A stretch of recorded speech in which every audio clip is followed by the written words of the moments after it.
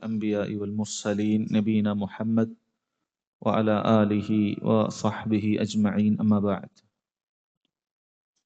ബഹുമാന്യരായ സഹോദരങ്ങളെ, സഹോദരിമാരെ, പ്രിയപ്പെട്ട വിദ്യാർത്ഥികളെ, ഉംദത്തുൽ അഹ്കാമിലെ കിതാബുൽ ഹജ്ജാണ്. ഹജ്ജുമായി ബന്ധപ്പെട്ട ഹദീസുകളാണ് നമ്മൾ വായിക്കുന്നത്. നബി സല്ലല്ലാഹു അലൈഹി വസല്ലമയുടെ സുന്നത്തനുസരിച്ചുകൊണ്ട് ഹജ്ജ് ചെയ്യാൻ ഉദ്ദേശിക്കുന്ന ആളുകൾ തീർച്ചയായും ഹജ്ജുമായി ബന്ധപ്പെട്ട നബി സല്ലല്ലാഹു അലൈഹി വസല്ലമയുടെ ഉപദേശ നിർദ്ദേശങ്ങൾ ശരിയാം വിധം മനസ്സിലാക്കേണ്ടതുണ്ട് എന്നുള്ളത് വളരെ അനിവാര്യമായ ഒരു കാര്യമാണ്. കഴിഞ്ഞ അധ്യായത്തിൽ ഹജ്ജുമായി ബന്ധപ്പെട്ട ചില ഹദീസുകൾ നമ്മൾ കേട്ടു. ഇഹ്റാമിൽ ഏതൊക്കെ വസ്ത്രമാണ് ധരിക്കാൻ നബി സല്ലല്ലാഹു അലൈഹി വസല്ലം നമ്മോട് അനുശാസിച്ചിട്ടുള്ളത്, അതുപോലെയുള്ള കാര്യങ്ങളാണ് നമ്മൾ കഴിഞ്ഞ ക്ലാസ്സിൽ കേട്ടിട്ടുള്ളത്. അതുപോലെ ഇഹ്റാമിൽ നിഷിദ്ധമായ കാര്യങ്ങളെക്കുറിച്ചും ഇതൊക്കെ നമ്മൾ മനസ്സിലാക്കിയിട്ടുണ്ട്. എന്നുള്ള കിതാബുൽ ഹജ്ജിലെ അധ്യായം ബാബുൽ ഫിദിയ എന്നതാണ്. ഫിദിയയുമായി ബന്ധപ്പെട്ട, പ്രായശ്ചിത്തവുമായി ബന്ധപ്പെട്ട അധ്യായമാണ്. അഥവാ ഹജ്ജിൽ നിഷിദ്ധമായ മഹ്ലൂറാത്തുൽ ഇഹ്റാം എന്ന് പറയും. ഹജ്ജിൽ അല്ലെങ്കിൽ ഇഹ്റാമിൽ പ്രവേശിച്ചൊരു വ്യക്തി, ഉംറയിലാകട്ടെ ഹജ്ജിലാകട്ടെ, അവന് നിഷിദ്ധമാകുന്ന കാര്യങ്ങളുണ്ട്.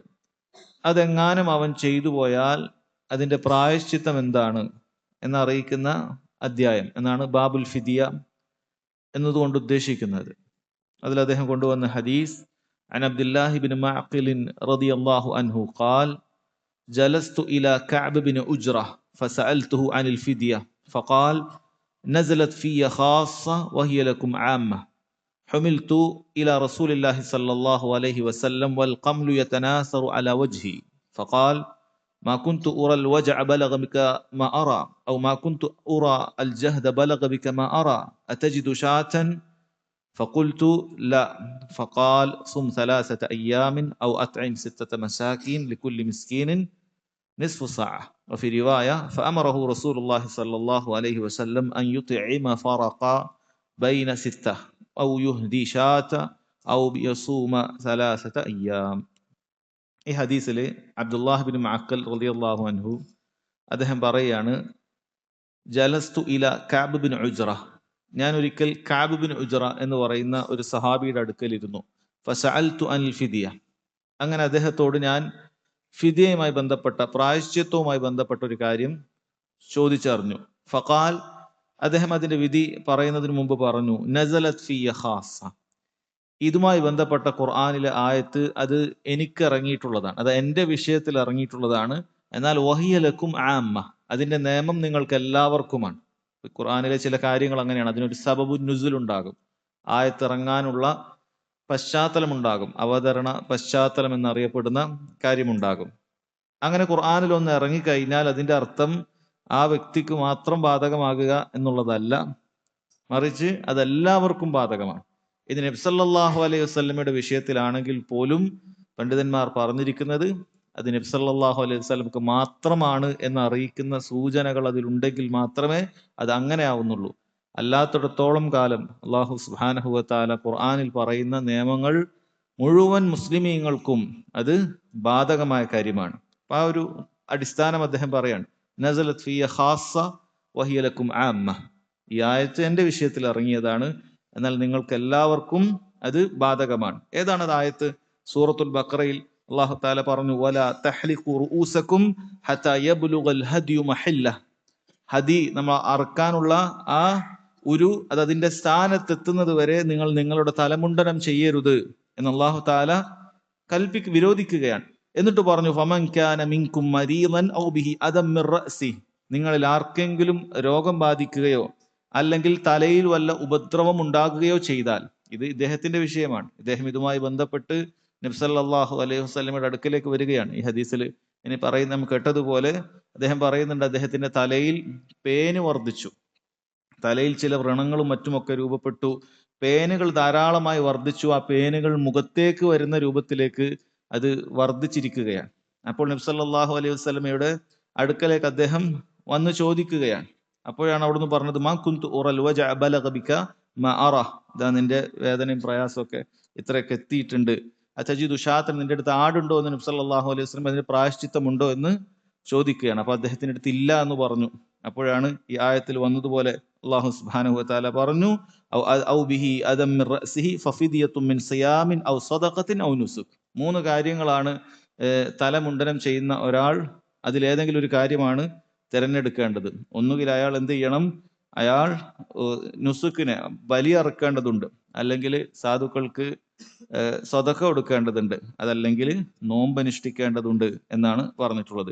ഈ ഹദീസിൽ നബി സല്ലല്ലാഹു അലൈഹി വസല്ലം അദ്ദേഹത്തോട് പറഞ്ഞത് അതാണ്. തും സലാസത അയ്യാം. ഖുർആനിൽ എന്ത് പറഞ്ഞിട്ടില്ല, എത്ര ദിവസം നോമ്പ് എടുക്കണം എന്ന് പറഞ്ഞിട്ടില്ല. അപ്പോൾ ഖുർആൻ കൊണ്ട് മാത്രം നമുക്കൊരു കാര്യം എന്ത് ചെയ്യാൻ സാധിക്കുകയില്ല, പൂർണ്ണമായി അതിന്റെ വിധി കണ്ടെത്താൻ സാധിക്കുകയില്ല. മറിച്ച് അല്ലാഹു തആല സ്വീകരിച്ചിരിക്കുന്ന രീതി എന്ന് പറയുന്നത് ഖുർആനിൽ അത് അതിന്റെ സൂചനകൾ നൽകുകയും പിന്നീട് അതിന്റെ വിശദമായ കർമ്മശാസ്ത്ര നിയമങ്ങൾ നബി സല്ലല്ലാഹു അലൈഹി വസല്ലം നമുക്കത് വിശദീകരിച്ച് തരുന്ന രീതിയുമായിരിക്കും നമുക്ക് കാണാൻ സാധിക്കുന്നത്. അപ്പൊ നബി സല്ലല്ലാഹു അലൈഹി വസല്ലം അത് 3 ദിവസത്തെ നോമ്പാണ് എന്ന് വളരെ കൃത്യമായി പറഞ്ഞു. ഖുർആനിൽ ഫഫിദിയത്തു മിൻ സിയാം എന്ന് മാത്രമേ ഉള്ളൂ, നോമ്പെടുക്കണം പ്രായശ്ചിത്തമായി കൊണ്ട്. നബി സല്ലല്ലാഹു അലൈഹി വസല്ലം പറഞ്ഞു സും സലാസത അയ്യാം, ആ നോമ്പ് 3 ദിവസമാണ്. ഔ അത്ഇം സിത്തത മസാകീൻ, ഖുർആനിൽ ഔ സദഖ, ദാനധർമ്മം എന്നേ പറഞ്ഞിട്ടുള്ളൂ. എന്നാൽ അതുകൊണ്ട് ഉദ്ദേശിക്കുന്നത് അത് അത്ഇം സിത്തത മസാകീൻ, 6 സാധുക്കൾക്ക് നൽകാനാണ് പറയുന്നത്. എന്നിട്ട് ഓരോരുത്തർക്കും എത്രയാണ് നൽകേണ്ടത് എന്നതുകൂടി ഹദീസിൽ വന്നിട്ടുണ്ട്. ലികുല്ലി മിസ്കീനിൻ നിസ്ഫു സാ, ഓരോ മിസ്കീനിനും നിസ്ഫു സാ, അര സാ വെച്ച് കൊടുക്കണം. ഒരു സാ ഏകദേശ കണക്ക് പല അഭിപ്രായങ്ങൾ. നബി സല്ലല്ലാഹു അലൈഹി വസല്ലമയുടെ കാലഘട്ടത്തിൽ അന്ന് ഗോതമ്പും മറ്റുമൊക്കെ അളക്കാൻ ഉപയോഗിച്ച സാഇന്റെ വലിപ്പം വെച്ച് അതിന്റെ സനതോടുകൂടി എന്ന് കിട്ടിയിട്ടുണ്ട്. അപ്പൊ അതിൽ ഷെയ്ഖ് ബിൻ ബാസ് റഹിമഹുള്ളയെ പോലുള്ള പണ്ഡിതന്മാരൊക്കെ പറഞ്ഞിട്ടുള്ളത് അവർക്ക് കിട്ടിയ ഒരു സാ ഏകദേശം 2 കിലോ 800 ഗ്രാമിന് മുകളിലൊക്കെ ഭാരം കിട്ടിയിട്ടുണ്ട്. അതുകൊണ്ട് സൂക്ഷ്മതക്ക് 3 കിലോഗ്രാം ഒരു സാ ആക്കി കണക്കാക്കുന്നത് നല്ലതാണ്. നമ്മൾ പെരുന്നാളിനൊക്കെ ഈദുൽ ഫിത്തറിനൊക്കെ ഫിത്തർ സക്കാത്ത് കൊടുക്കുന്ന സമയത്ത് ഒരു സാ ഏകദേശം 3 കിലോ കൊടുത്താൽ അത് സൂക്ഷ്മതയാണ്. എന്നാൽ അതിൽ കുറഞ്ഞ അളവ് പറഞ്ഞ പണ്ഡിതന്മാരുമുണ്ട്. അപ്പോൾ ഇവിടെ അര സാ എന്ന് പറയുമ്പോൾ, നിസ്ഫു സാ എന്ന് പറയുമ്പോൾ 1.5 കിലോ കൊടുക്കുക. അത് 6 വ്യക്തിക്ക് 1.5 കിലോ വെച്ച് കൊടുക്കുക എന്നാണ് അതുകൊണ്ട് ഉദ്ദേശിക്കുന്നത്. അപ്പൊ അഥവാ 3 സാ മൊത്തത്തിൽ ഉണ്ടാകും. 6 പേർക്ക് 3 സാ ഭാഗിച്ചു കൊടുക്കണം. അതാണ് അതിന്റെ നിയമമായിക്കൊണ്ട് പറയുന്നത്. സഹോദരങ്ങളെ, ഇത് തലമുണ്ടനം ചെയ്യുന്നതുമായി ബന്ധപ്പെട്ട മഹ്ദൂറാത്തുൽ ഇഹ്റാമിൽ അതിന്റെ നിയമമാണ്. എന്നാൽ ആകെ തലമുണ്ടനം ചെയ്യുക എന്ന് പറയുന്ന ഇഹ്റാമിൽ നിഷിദ്ധമായ കാര്യം അത് മാത്രമല്ല, മുടിയെടുക്കാൻ പാടില്ല എന്ന് മാത്രമല്ല, മറിച്ച് പല രൂപത്തിലുള്ള മഹ്ദൂറാത്തുകളുണ്ട്, നിഷിദ്ധമായ കാര്യങ്ങളുണ്ട് ഇഹ്റാമിൽ. അതിൽപ്പെട്ടതാണ് അൽ ജിമാ, ഭാര്യ ഭർത്ത് ബന്ധം. ഇതാണ് ഏറ്റവും കടുത്ത കാര്യം. ഒരാള് ഒന്നാമത്തെ തഹല്ലുലാകുന്നതിന് മുമ്പ്, ഹജ്ജില് ദുൽഹിജ്ജ 10 മിനയില് കല്ലെറിയുന്നതിന് മുമ്പ്, ജംറത്തുൽ അഖബയിൽ ആദ്യത്തെ ഒരു കല്ലേറുണ്ട്. അപ്പൊ ആ കല്ലെറിയുന്നതിന് മുമ്പേ തന്നെ, ആ പെരുന്നാൾ ദിവസത്തെ രാത്രിയിലോ മറ്റോ ആ ഒരു സമയത്ത് തന്നെ ഭാര്യയുമായി അയാൾ ബന്ധപ്പെടുകയാണ് എങ്കിൽ അയാളെ സംബന്ധിച്ചിടത്തോളം അയാളുടെ ഹജ്ജ് ഫസാദായിരിക്കും. ഒന്നാമത്തെ കാര്യം അതാണ്, ഹജ്ജ് ഫസാദായിരിക്കുന്നതാണ്. രണ്ടാമത്തേത്, തൊട്ടടുത്ത വർഷം അയാൾക്ക് ഹജ്ജ് ചെയ്യൽ നിർബന്ധവുമാകും. നിർബന്ധമായും തൊട്ടടുത്ത ഹജ്ജ് ചെയ്യണം, അതിന്റെ കഫാറത്തിന്റെ ഭാഗമാണ്. മൂന്നാമത്തത്, അയാൾ അവിടെ വെച്ച് ഒരൊട്ടകത്തെ അറുത്ത് മക്കയിലുള്ള സാധുക്കൾക്ക് വിതരണം ചെയ്യണം. അഥവാ എല്ലാ മഹ്ദൂറാത്ത് അൽ ഇഹ്റാമിനും ഒരേ നിയമമല്ല, മറിച്ച് ഇതിന് നബി സല്ലല്ലാഹു അലൈഹി വസല്ലം പഠിപ്പിച്ചു തന്ന നിയമം ഈ 3 കാര്യങ്ങളും ചെയ്യലാണ്. ഒരു ഓപ്ഷൻ ഇല്ല. ഈ 3 കാര്യങ്ങളും ഒരാൾ അവിടെ വെച്ച് ചെയ്യുക, ആ പാവപ്പെട്ട മക്കയിലുള്ള സാധുക്കൾക്ക് അത് വിതരണം ചെയ്യുക എന്നുള്ള കാര്യമാണ് പറഞ്ഞിട്ടുള്ളത്. അതുപോലെ തന്നെ മഹ്ദൂറാത്തുൽ ഇഹ്റാമിൽപ്പെട്ട മറ്റൊരു കാര്യമാണ്, അതിന്റെ ഹദീസ് ഇവിടെ പരാമർശിച്ചിട്ടില്ല. അല്ലാഹു സുബ്ഹാനഹു വ തആല ഖുർആനിൽ എന്നാൽ അത് വളരെ കൃത്യമായി സൂറത്തു അൽ മാഇദയിൽ പറഞ്ഞിട്ടുണ്ട്. അഥവാ ഹറമിന്റെ പ്രദേശത്തുള്ള ഏതെങ്കിലുമൊക്കെ ഒരു മൃഗത്തെ ഒരാൾ വേട്ടയാടി കഴിഞ്ഞാൽ അത് മഹ്ദൂറാത്തുൽ ഇഹ്റാമിൽ പെടുന്ന കാര്യമാണ്, നിഷിദ്ധമായ കാര്യങ്ങളിൽ പെടുന്ന കാര്യമാണ്. ഈ കാലഘട്ടത്തിൽ നമുക്കതിന് സാധിക്കുമോ ഇല്ലേ എന്നുള്ളത് അറിയില്ല. അത് സാധിക്കുകയില്ല എന്നാണ് മനസ്സിലാകുന്നത്. കാരണം അങ്ങനെ വേട്ട മൃഗങ്ങൾ നമ്മുടെ ഹറം പ്രദേശത്ത് നമുക്കങ്ങനെ യഥേഷ്ടം സഞ്ചരിച്ച് അങ്ങനെ വേട്ടമൃഗങ്ങൾ കണ്ടെത്താൻ സാധിക്കുമോ എന്നുള്ളത് അത് ഒരുപക്ഷെ സംശയമാണ്. എന്നാൽ കഴിഞ്ഞ കാലത്ത് അങ്ങനെയല്ല, നമുക്കങ്ങനെ ആളുകൾ വരികയും അവർക്ക് വേട്ടമൃഗങ്ങളെ കാണുകയൊക്കെ ചെയ്യും. അപ്പൊ പൊതുവെ അറബികളുടെ ശീലത്തിൽപ്പെട്ടതാണ് വേട്ടയാടി ഭക്ഷിക്കുക എന്നുള്ളത്. എന്നാൽ അല്ലാഹു സുബ്ഹാനഹു വ തആല അത് ഇഹ്റാമിൽ പ്രവേശിച്ച ഒരു വ്യക്തിക്ക്, അതല്ല മക്കയിലുള്ള മൃഗങ്ങൾക്ക് തന്നെ അള്ളാഹു താല അങ്ങനെ ഒരു നിർഭയത്വം നൽകി. മക്കയിലുള്ള അത്തരത്തിലുള്ള മൃഗങ്ങളെ ഒരാൾക്ക് കൊല്ലൽ അനുവദനീയമല്ല. അത് ഹലാലായ അത്തരം മൃഗങ്ങൾ അത് അനുവദനീയമല്ല. അള്ളാഹു താല പറഞ്ഞു, വമൻ ഖതലഹു മിൻകും മുതഅമ്മിദൻ, ആരെങ്കിലും നിങ്ങളിൽ ഒരാൾ മനഃപൂർവ്വം അങ്ങനെ അത്തരം മൃഗങ്ങളെ കൊന്നു കഴിഞ്ഞാൽ ഫജസാഉ മിസ്ലു മാ ഖതല മിനൻ നഅം യഹ്കുമു ബിഹി ദവ അദ്ലിൻ മിൻകും ഹദിയൻ ബാലിഗൽ കഅബ ഔ കഫാറത്തുൻ തുആമു മസാകിന ഔ അദ്ലു ദാലിക സിയാമ. അയാൾക്ക് അതിന് ചെയ്യേണ്ട നിയമം അതിന്റെ ചുരുക്കം ഇങ്ങനെയാണ്. അയാൾ ഏതൊരു മൃഗത്തെയാണോ കൊന്നിട്ടുള്ളത് അതൊരു തീർച്ചയായും വേട്ടയാടി പിടിക്കുന്ന ഒരു മൃഗമായിരിക്കും. അപ്പൊ അത് ഒരാളിപ്പോ ഒരു മാനിനെ കൊന്നിട്ടുണ്ട് എങ്കിൽ നമ്മൾ പിന്നെ മാനിനെ അറുത്ത് കൊടുക്കുക എന്നുള്ളത് അല്ല, മറിച്ച് മാനിനോട് യോജിക്കുന്ന മൃഗം ഏതാണ്, അത് ആടായിരിക്കും. അപ്പൊ ഓരോ മൃഗത്തിന്റെ, ഒട്ടകത്തിന്റെ പോലെയുള്ള വലിയ മൃഗമാണെങ്കിൽ ഒട്ടകത്തിന് അറക്കേണ്ടി വരും. അപ്പൊ ആ മൃഗത്തോട് ഏതാണെന്ന് ദവ അതിലും മിങ്കും, നിങ്ങളിലുള്ള നീതിമാന്മാരായ അറിവുള്ള ആളുകൾ, അത് കാളിമാർ അത് പറഞ്ഞു തരും. നീ ഇന്നതിനാണ് കൊന്നത്, അങ്ങനെയെങ്കിൽ ഈ മാനിനെ കൊന്നാൽ നീ ആടിനെ ഇവിടെ അറുത്ത് കൊടുക്കണം. അപ്പൊ അതിനേക്കാളും വില കൂടിയ ഏതെങ്കിലും മൃഗമാണെങ്കിൽ നീ ഒട്ടകം അറുത്ത് കൊടുക്കണം. അങ്ങനെ അറുത്ത് മക്കയിലേക്ക് അത് വിതരണം ചെയ്യേണ്ടതുണ്ട് എന്നുള്ളതാണ്. അത് വിതരണം ചെയ്യേണ്ടതുണ്ട്. ഇനി ഒരാൾ അങ്ങനെ വിതരണം ചെയ്യുന്നില്ലെങ്കിൽ എത്ര മിസ്കീന്മാർക്ക് അത് വീതിക്കാൻ സാധിക്കുമോ അത്രയും നോമ്പ് അയാൾ അത് എന്ത് ചെയ്യേണ്ടി വരും, അത്രയും നോമ്പ് അയാൾ പിടിക്കേണ്ടി വരും. ഇത് ഒക്കെ വളരെ കടുത്ത ഒരു നിയമമാണ് അല്ലാഹു സുബ്ഹാനഹു വ തആല ഇങ്ങനെ വേട്ടയാടുന്ന ആളുകൾക്ക് വെച്ചിട്ടുള്ളത്. അതുകൊണ്ട് തന്നെ ഹറമിൽ പ്രവേശിച്ചു കഴിഞ്ഞാൽ, ഇഹ്റാമിലാകട്ടെ അല്ലാത്ത സമയത്താകട്ടെ, വേട്ടയാടുക എന്നുള്ളത് പാടില്ലാത്ത കാര്യമാണ്. അപ്പോൾ നമ്മൾ പറഞ്ഞു 3 തരത്തിലുള്ള മഹ്ദൂറാത്തുൽ ഇഹ്റാം പറഞ്ഞു. ഒന്ന് ഭാര്യ ഭർത്തൃ ബന്ധത്തിനെ കുറിച്ച് പറഞ്ഞു, അതിന്റെ കടുത്ത കഫാറത്ത്, വളരെ ശക്തമായ പ്രായശ്ചിത്തം നമ്മൾ പറഞ്ഞു, അത് അങ്ങനെ ചെയ്യേണ്ടതുണ്ട്. രണ്ടാമത്തേത് വേട്ടയുമായി ബന്ധപ്പെട്ട കാര്യമാണ്. അതിന്റെ നിയമം ജസാ ഉൽ മിസ്ലാണ്. അതേപോലത്തത് നമ്മൾ എന്ത് ചെയ്യുക, അറവ് നടത്തി അവിടെ വിതരണം ചെയ്യുക എന്നുള്ളതാണ്. അതല്ലാത്ത ബാക്കി കാര്യങ്ങളാണ് നമ്മൾ നേരത്തെ പറഞ്ഞ തലവടിക്കുക പോലെയുള്ള കാര്യങ്ങൾ. തലവടിക്കുക പോലെയുള്ള കാര്യങ്ങൾ എന്തെങ്കിലുമൊക്കെ ചെയ്തു. നമ്മൾ നേരത്തെ ഒരുപാട് കാര്യങ്ങൾ പറഞ്ഞിട്ടുണ്ട്. സുഗന്ധം പൂശാൻ പാടില്ല പുരുഷന്മാർക്ക്. അതുപോലെ വസ്ത്രം, അല്ലെ, ആകൃതിയിൽ ഉള്ള പാൻറ്റും ഷർട്ടും ഒക്കെ പോലെയുള്ള വസ്ത്രങ്ങൾ, ആകൃതി അറിയിക്കുന്ന വസ്ത്രങ്ങൾ പുരുഷന്മാരെ സംബന്ധിച്ചിടത്തോളം മനഃപൂർവ്വം ചെയ്യാൻ പാടില്ല. ഇതൊക്കെ നമ്മൾ പറഞ്ഞിട്ടുള്ളതാണ്. ഇങ്ങനെ ഏതെങ്കിലും ഒക്കെയാണ് സംഭവിച്ചിട്ടുള്ളത്, അഥവാ ജിമാഓ അതല്ലെങ്കിൽ ഖത്ലു സെയ്ദോ അല്ലെങ്കിൽ വേട്ടയാടലോ ഭാര്യ ഭർത്തൃ ബന്ധമോ അല്ലാത്ത മറ്റ് ഇഹ്റാമിൽ നിഷിദ്ധമായ കാര്യങ്ങൾ ഒരാൾക്ക് സംഭവിച്ചാൽ ഈ ഹദീസിൽ പറഞ്ഞതുപോലെ 3 കാര്യം അയാൾ ചെയ്താൽ മതി. ഒന്നുകിൽ ഒരു ആടിനെ അറുത്ത് കൊടുക്കുക, അതല്ലെങ്കിൽ 3 ദിവസത്തെ നോമ്പ് അനുഷ്ഠിക്കുക, അതല്ലെങ്കിൽ 6 സാധുക്കൾക്ക് ഭക്ഷണം എന്ത് ചെയ്യുക, ഒരു നേരത്തെ ഭക്ഷണം അത് കൊടുക്കുക എന്നുള്ളതാണ്. ഇതാണ് അതുമായി ബന്ധപ്പെട്ട നിയമം. അത് ഉംറക്കൊക്കെ പോകുന്ന ആളുകൾ ഈ കാര്യങ്ങൾ മനസ്സിലാക്കണം. ഇതിനിങ്ങനെ കഫാറത്തുണ്ട്, പ്രായശ്ചിത്തമുണ്ട്. അല്ലാതെ അബദ്ധം സംഭവിച്ച അസ്തഗ്ഫിറുല്ലാഹ് എന്ന് മാത്രം പറഞ്ഞാൽ തീരുന്നതല്ല. പ്രായശ്ചിത്തം നിശ്ചയിച്ചിട്ടുള്ള കാര്യങ്ങൾക്ക് നമ്മൾ ഇസ്തിഗ്ഫാറിനോടൊപ്പം ആ പ്രായശ്ചിത്തം കൂടി എന്ത് ചെയ്യേണ്ടതുണ്ട്, അത് നിർവഹിക്കേണ്ടതുണ്ട് എന്നുള്ളത് മനസ്സിലാക്കണം. ഈ അധ്യായത്തിൽ ഒരൊറ്റ ഹദീസ് മാത്രമേ അദ്ദേഹം കൊടുത്തിട്ടുള്ളൂ. അതിനുശേഷം അദ്ദേഹം കൊടുത്ത അധ്യായം ബാബു ഹുർമത്തി മക്ക, മക്കയുടെ പവിത്രത അറിയിക്കുന്ന അധ്യായം എന്നാണ് അതിന്റെ തലക്കെട്ട്. അല്ലാഹു സുബ്ഹാനഹു വ തആല ഭൂമിയിലെ എല്ലാ പ്രദേശങ്ങൾക്കും ഒരേ ഹുർമത്തല്ല, ഒരേ പവിത്രതയല്ല നൽകിയിട്ടുള്ളത്. മറിച്ച് ഭൂമിയിൽ അല്ലാഹു സുബ്ഹാനഹു വ തആല 2 സ്ഥലങ്ങൾക്ക് പ്രത്യേകമായ പവിത്രത അല്ലാഹു തആല നിശ്ചയിച്ചിട്ടുണ്ട്. ഒന്ന് മക്കയിലുള്ള ഹറം പ്രദേശത്തിനാണ്, 2 മദീനയിലുള്ള ഹറം പ്രദേശത്തിനാണ്. ഹറം പ്രദേശങ്ങൾ 2 മാത്രമേ ഉള്ളൂ. ഹറം പ്രദേശങ്ങൾ 2 മാത്രമേ ഉള്ളൂ. പവിത്രമാക്കപ്പെട്ട 3 മസ്ജിദുകളുണ്ട്. പ്രത്യേകം പുണ്യം ഉദ്ദേശിച്ച് യാത്ര ചെയ്യാൻ അനുവാദമുള്ള 3 മസ്ജിദുകളുണ്ട്. പക്ഷേ അല്ലാഹു തആല പവിത്രത നൽകിയ പ്രദേശങ്ങൾ 2 ഉള്ളൂ. ഒന്ന് മക്കയാണ്, 2 മദീനയാണ്. അതല്ലാതെ ബൈത്തുൽ മഖ്ദിസിന്റെ ചുറ്റുമുള്ള ഭാഗത്തിന് അല്ലാഹു സുബ്ഹാനഹു വ തആല അവിടെ ഹറം പ്രദേശമായി നിശ്ചയിച്ചിട്ടില്ല.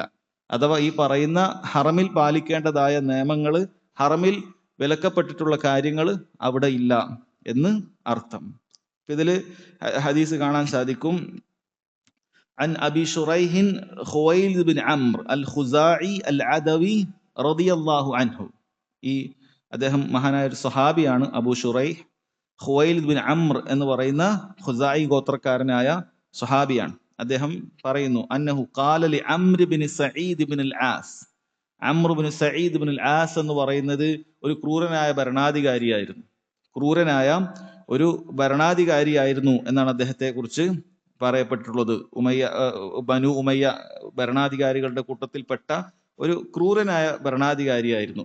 അപ്പൊ അദ്ദേഹം പുറപ്പെടുന്നത് വഹുവ യബ്അസുൽ ബുഊസ ഇലാ മക്ക, അദ്ദേഹം മക്കയിലേക്ക് യുദ്ധത്തിന് വേണ്ടി ഒരു സംഘത്തെ പറഞ്ഞയക്കുകയാണ്. ആ യുദ്ധത്തിന് വേണ്ടി പറഞ്ഞയക്കുന്നത് മക്കയിലുള്ള അബ്ദുല്ലാഹിബ്നു സുബൈർ റളിയല്ലാഹു അൻഹുവിനെ വധിക്കുന്നതിന് വേണ്ടിയിട്ടാണ്.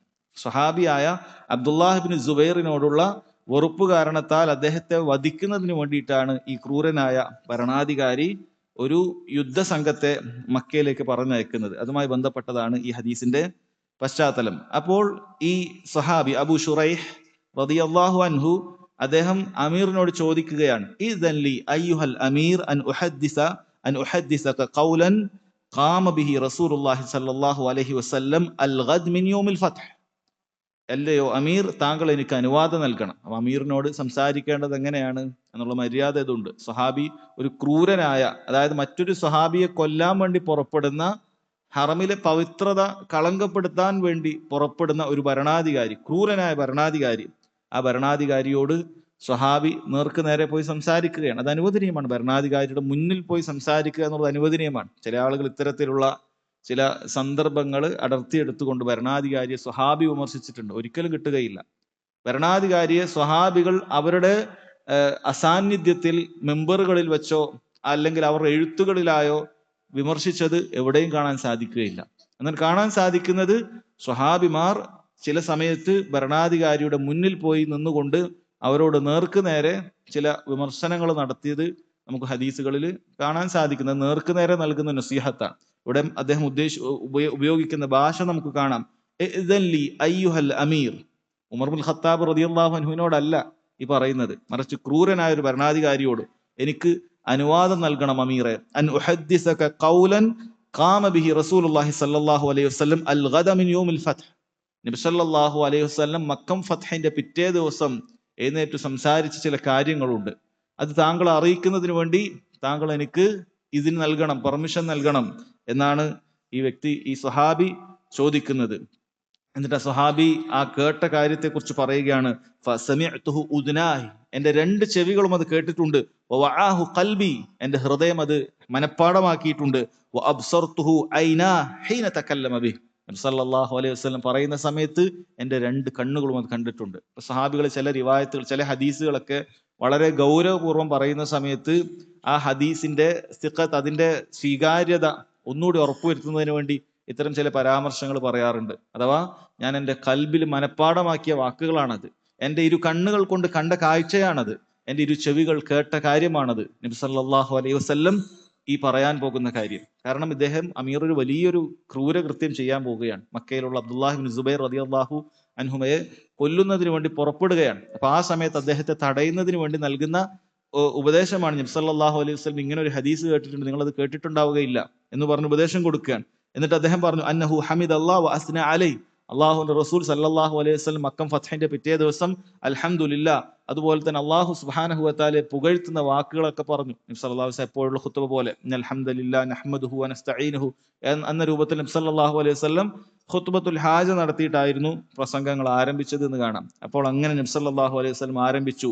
ശേഷം ഈ ബാബുമായി ബന്ധപ്പെട്ട മക്കയുടെ പവിത്രത അറിയിക്കുന്ന ആ ഹദീസ് ഈ ഭരണാധികാരിക്ക് മഹാനായ സഹാബി അബൂ ശുറൈഹ് ഖുവൈലിദ് ഇബ്നു അംർ റളിയല്ലാഹു അൻഹു പറഞ്ഞു കൊടുക്കുകയാണ്. അദ്ദേഹം പറഞ്ഞു, സുമ്മ ഖാല, ശേഷം നബി സല്ലല്ലാഹു അലൈഹി വസല്ലം ഹംദും സലാത്തിനു ശേഷം പറഞ്ഞു, ഇന്ന മക്കത ഹറമഹ അല്ലാഹു തആല വലം യുഹർരിംഹ അന്നാസ്, തീർച്ചയായും മക്കയെ അത് പവിത്രമാക്കിയത് അല്ലാഹു സുബ്ഹാനഹു വ തആലയാണ്, ജനങ്ങളല്ല, ജനങ്ങൾ നിശ്ചയിച്ചതല്ല. 7 ആകാശത്തിന് മുകളിൽ നിന്നും അല്ലാഹു സുബ്ഹാനഹു വ തആല മക്കയെ പവിത്രമാക്കിയിട്ടുണ്ട്. വലാ യഹില്ലു ലിംറിഇൻ യുഅ്മിനു ബില്ലാഹി വൽ യൗമിൽ ആഖിർ, അതുകൊണ്ട് തന്നെ അള്ളാഹുലും അന്ത്യദിനത്തിലും വിശ്വസിക്കുന്ന ഒരു മനുഷ്യൻ, ഒരു മുസ്ലിമിന് അനുവദനീയമാവുകയില്ല, ഹലാലാവുകയില്ല എന്ത്, അൻ യസ്ഫിക ബിഹാ ദമൻ, അവിടെ ഒരു രക്തച്ചൊരിച്ചിൽ ഉണ്ടാക്കുക എന്നുള്ളത്, അവിടെ ഒരു രക്തച്ചൊരിച്ചിൽ ഉണ്ടാക്കുക എന്നുള്ളത് പാടില്ലാത്തതാണ്. വലാ യഅ്ദിദ ബിഹാ ഷജറ, അവിടെയുള്ള ഒരു വൃക്ഷം അത് വെട്ടിമുറിക്കുക എന്നുള്ളത് പാടില്ലാത്തതാണ്. ഫഇൻ അഹദുൻ തറഖസ ബിഖിതാലി റസൂലില്ലാഹി സ്വല്ലല്ലാഹു അലൈഹി വസല്ലം, ആരെങ്കിലും അള്ളാഹുവിന്റെ റസൂൽ അവിടെ യുദ്ധം നടത്തിയിട്ടുണ്ടല്ലോ, ചിലർ റസൂലുള്ളാഹി വധിച്ചിട്ടുണ്ട് മക്കം ഫത്ഹിൽ, അത് പറഞ്ഞുകൊണ്ട് ആരെങ്കിലും അതിന്റെ ഒരു ഇളവ് തേടുന്നുണ്ടെങ്കിൽ ഫഖൂലു, നബി സല്ലല്ലാഹു അലൈഹി വസല്ലം പറയുകയാണ്, ഇന്നല്ലാഹ ഖദ് അദിന ലി റസൂലിഹി വലം യഅ്ദൻ ലക്കും, തീർച്ചയായും ഈ ഒരു അനുവാദം അള്ളാഹുവിന്റെ റസൂലിന് അള്ളാഹ് നൽകിയതാണ്, നിങ്ങൾക്കത് നൽകിയിട്ടില്ല. അത് തന്നെയും വ ഇന്നമാ ഉദിന ലി സാഅതൻ മിൻ നഹാർ, പകലിൽ ഒരു സമയം മാത്രം അള്ളാഹു സുബ്ഹാനഹു വ തആല മക്കം ഫത്ഹിന്റെ അന്ന് ഒരു പ്രത്യേക പെർമിഷൻ റസൂലുള്ളാഹിക്ക് നൽകി. ഇന്ന് ചില ആളുകളെ, ചില മുനാഫിക്കുകളെ, ഇസ്ലാമിന്റെ കടുത്ത ശത്രുക്കളെ ഇന്ന് നിങ്ങൾക്ക് തീർക്കാം, അങ്ങനെ മക്കയെ ഫത്ഹാക്കാം. ആ ആളുകൾ കൂടി അവിടുന്ന് മാറിക്കഴിഞ്ഞാൽ മക്ക തൗഹീദിന്റെ രാജ്യമായി തീരും. നബി സല്ലല്ലാഹു അലൈഹി വസല്ലമക്ക് പകലിൽ ഒരു സമയം അള്ളാഹു സുബ്ഹാനഹു വ തആല അനുവദിച്ചതാണ്. അതുകൊണ്ട് പിൽക്കാലത്ത് ആരും വന്നിട്ട് അള്ളാഹിന്റെ റസൂൽ ഇത് ചെയ്തിട്ടുണ്ട്, അതിൽ മാതൃകയുണ്ട് എന്ന് പറഞ്ഞിട്ട് ഇനി ഒരാളെയും ഇവിടെ കൊല്ലാൻ വരേണ്ടതില്ല, ഉപദ്രവിക്കാൻ വരേണ്ടതില്ല. അത് അള്ളാഹു എനിക്ക് മാത്രം നൽകിയതാണ്, നിങ്ങൾക്ക് നൽകിയിട്ടില്ല. അത് തന്നെ പകലിൽ ഒരു സമയം മാത്രമായി അള്ളാഹു തആല വളരെ കുറഞ്ഞ നേരം എനിക്ക് നൽകിയിട്ടുള്ളതാണ്. എന്നിട്ട് അവിടുന്ന് പറഞ്ഞു, വഖദ് ആദത് ഹുർമതുഹൽ യൗമ കഹുർമതിഹാ ബിലംസ്, ഇന്നിതാ നബി സല്ലല്ലാഹു അലൈഹി വസല്ലം പറയുകയാണ്, അത് അതിന്റെ ഹുർമത്ത്, പവിത്രത തിരിച്ചു വന്നിരിക്കുകയാണ്. കഴിഞ്ഞ ദിവസത്തിൽ ഉണ്ടായതുപോലെ തന്നെ അതിന്റെ പവിത്രത തിരിച്ചു വന്നു. ഇനി അതിന്റെ നിയമം പഴയതുപോലെ തന്നെ, ഇനി ആരെയും കൊല്ലാനൊന്നും പാടില്ല. അതുകൊണ്ട് അവിടുന്ന് പറഞ്ഞു, ഫയുബല്ലിഗി ഷാഹിദു അൽ ഗായിബ്, ഇവിടെ ഇപ്പോൾ ഹാജരായിട്ടുള്ള ആളുകൾ ഹാജരില്ലാത്ത ആളുകൾക്ക് എത്തിക്കട്ടെ എന്നാണ് നബി സല്ലല്ലാഹു അലൈഹി വസല്ലം പറഞ്ഞത്. അപ്പോ അദ്ദേഹം അതാണ് ചെയ്തത്. സഹാബിയായ അബൂ ശുറൈഹ്, അദ്ദേഹം അവിടെ ഹാജരുണ്ടായ വ്യക്തിയാണ്, അദ്ദേഹം അത് കണ്ണുകൊണ്ട് കണ്ടയാളാണ്. അത് അദ്ദേഹം ഭരണാധികാരിക്ക് പറഞ്ഞു കൊടുക്കുകയാണ്. ഫഖീല ലി അബി ശുറൈഹ് മാ ഖാല ലക്, അപ്പൊ അബൂ ശുറൈഹിനോട് ഈ ഹദീസ് അബൂ ശുറൈഹ് മറ്റൊരു ആൾക്ക് പറഞ്ഞു കൊടുത്തിട്ടുണ്ടാവില്ല, റാവി ഉണ്ടാവും. അപ്പൊ അദ്ദേഹം ചോദിച്ചു അബൂ ശുറൈഹിനോട്, അപ്പൊ ഭരണാധികാരി താങ്കളോട് എന്താണ് പറഞ്ഞത്? അപ്പൊ ഭരണാധികാരി ധിക്കാരിയായ വ്യക്തിയാണ്, ഇതനുസരിച്ചിട്ടില്ല. അയാൾ പറഞ്ഞു, അന അഅലമു ബിദാലിക മിൻക യാ അബാ ശുറൈഹ്, എനിക്ക് ഈ വിഷയം നിന്നേക്കാളൊക്കെ അറിയാം, നീ ഇത് പറഞ്ഞു തരേണ്ട ആവശ്യമില്ല എന്നർത്ഥം. എനിക്ക് ഈ വിഷയത്തിലുള്ള നിലപാടൊക്കെ എനിക്ക് താങ്കളെക്കാൾ അറിയാം. എന്നിട്ട് അയാൾ പറയാണ്, ഇന്നൽ ഹറം ലാ യുഈദു ആസിയൻ വലാ ഫാറൻ ബിദം വലാ ഫാറൻ ബിഖർബ, തീർച്ചയായും ഹറം ഒരു ധിക്കാരിക്ക് ഹറം രക്ഷയൊന്നും കൊടുക്കൂല. അതായത് അബ്ദുല്ലാഹിബ്നു സുബൈറിനെ ഉദ്ദേശിച്ച് പറയാണ്, അബ്ദുല്ലാഹിബ്നു സുബൈർ ഒരു ധിക്കാരിയാണ്, ഒരു പാപിയാണ്. ഹറം അത്തരത്തിലുള്ള ആളുകൾക്കൊന്നും ഹറം എന്ത് ചെയ്യില്ല, ഹറം അയാൾക്ക് രക്ഷയൊന്നും കൊടുക്കൂല. അതുപോലെ അവിടെ രക്തച്ചൊരിച്ചിൽ ഉണ്ടാക്കിയിട്ടുണ്ട് അബ്ദുല്ലാഹിബ്നു സുബൈർ. അതുപോലെ തന്നെ ഹർബത്ത്, അഥവാ അവിടെ ഒരുപാട് മോഷണങ്ങളും അങ്ങനെയുള്ള ഒരുപാട് പ്രശ്നങ്ങളൊക്കെ അബ്ദുല്ലാഹിബ്നു സുബൈർ ഉണ്ടാക്കിയിട്ടുണ്ടെങ്കിൽ അയാൾ വിടാൻ പാടില്ല. സഹാബിയെ കുറിച്ചാണ് പറയുന്നത്, സഹാബിയെ കുറിച്ചാണ് പറയുന്നത്. അതുകൊണ്ട് ഈ ഹദീസൊന്നും അവിടെ സൂട്ടാവുകയില്ല എന്നാണ്. ഇത് ഏത് കാലത്തും ഖവാരിജുകളായ ആളുകളൊക്കെ ഉന്നയിക്കാറുള്ള ന്യായങ്ങൾ, അല്ലെങ്കിൽ റസൂലുള്ളാഹിന്റെ ഹദീസ് സല്ലല്ലാഹു അലൈഹി വസല്ലം നമ്മൾ പറഞ്ഞു കൊടുത്തു കഴിഞ്ഞാൽ ന്യായം പറയുന്ന ആളുകളൊക്കെ അങ്ങനെയാണ്. അതിന് പ്രത്യേകിച്ച് വേറൊരു ഹദീസ് കൊണ്ടോ വേറൊരു ആയത്ത് കൊണ്ടോ ഒന്നും അല്ല മറുപടി. എന്നാൽ ഈ ആയത്തിൽ ഇങ്ങനെ ഉണ്ട്, ഇതാണ് ശരിക്ക്, അല്ല.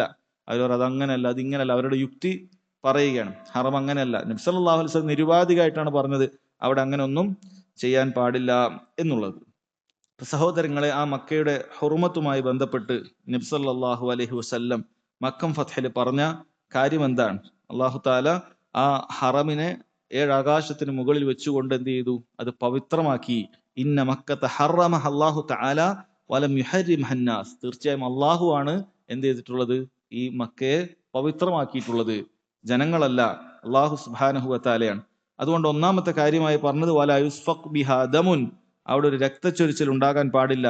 ഐ അന്യസ്ഫഖ് ബിഹാ ദമൻ, അവിടെ ഒരു രക്തച്ചൊരിച്ചിൽ ഉണ്ടാകാൻ പാടില്ല എന്ന് പറയുകയാണ്. അത് നബി സല്ലല്ലാഹു അലൈഹി വസല്ലം അവിടെ അറിയിച്ചു. ഒന്നിനും കൊല്ലാൻ പാടില്ല. അത് രക്തച്ചൊരിച്ചിൽ അല്ലെങ്കിൽ രക്തമൊഴുക്കുക എന്നുകൊണ്ട് ഉദ്ദേശിക്കുന്നത് അന്യായമായ രക്തമൊഴുക്കൽ മാത്രമാണ്. അതല്ലാതെ അവിടെ വെച്ച് അറവ് നടത്തപ്പെടാറുണ്ട്.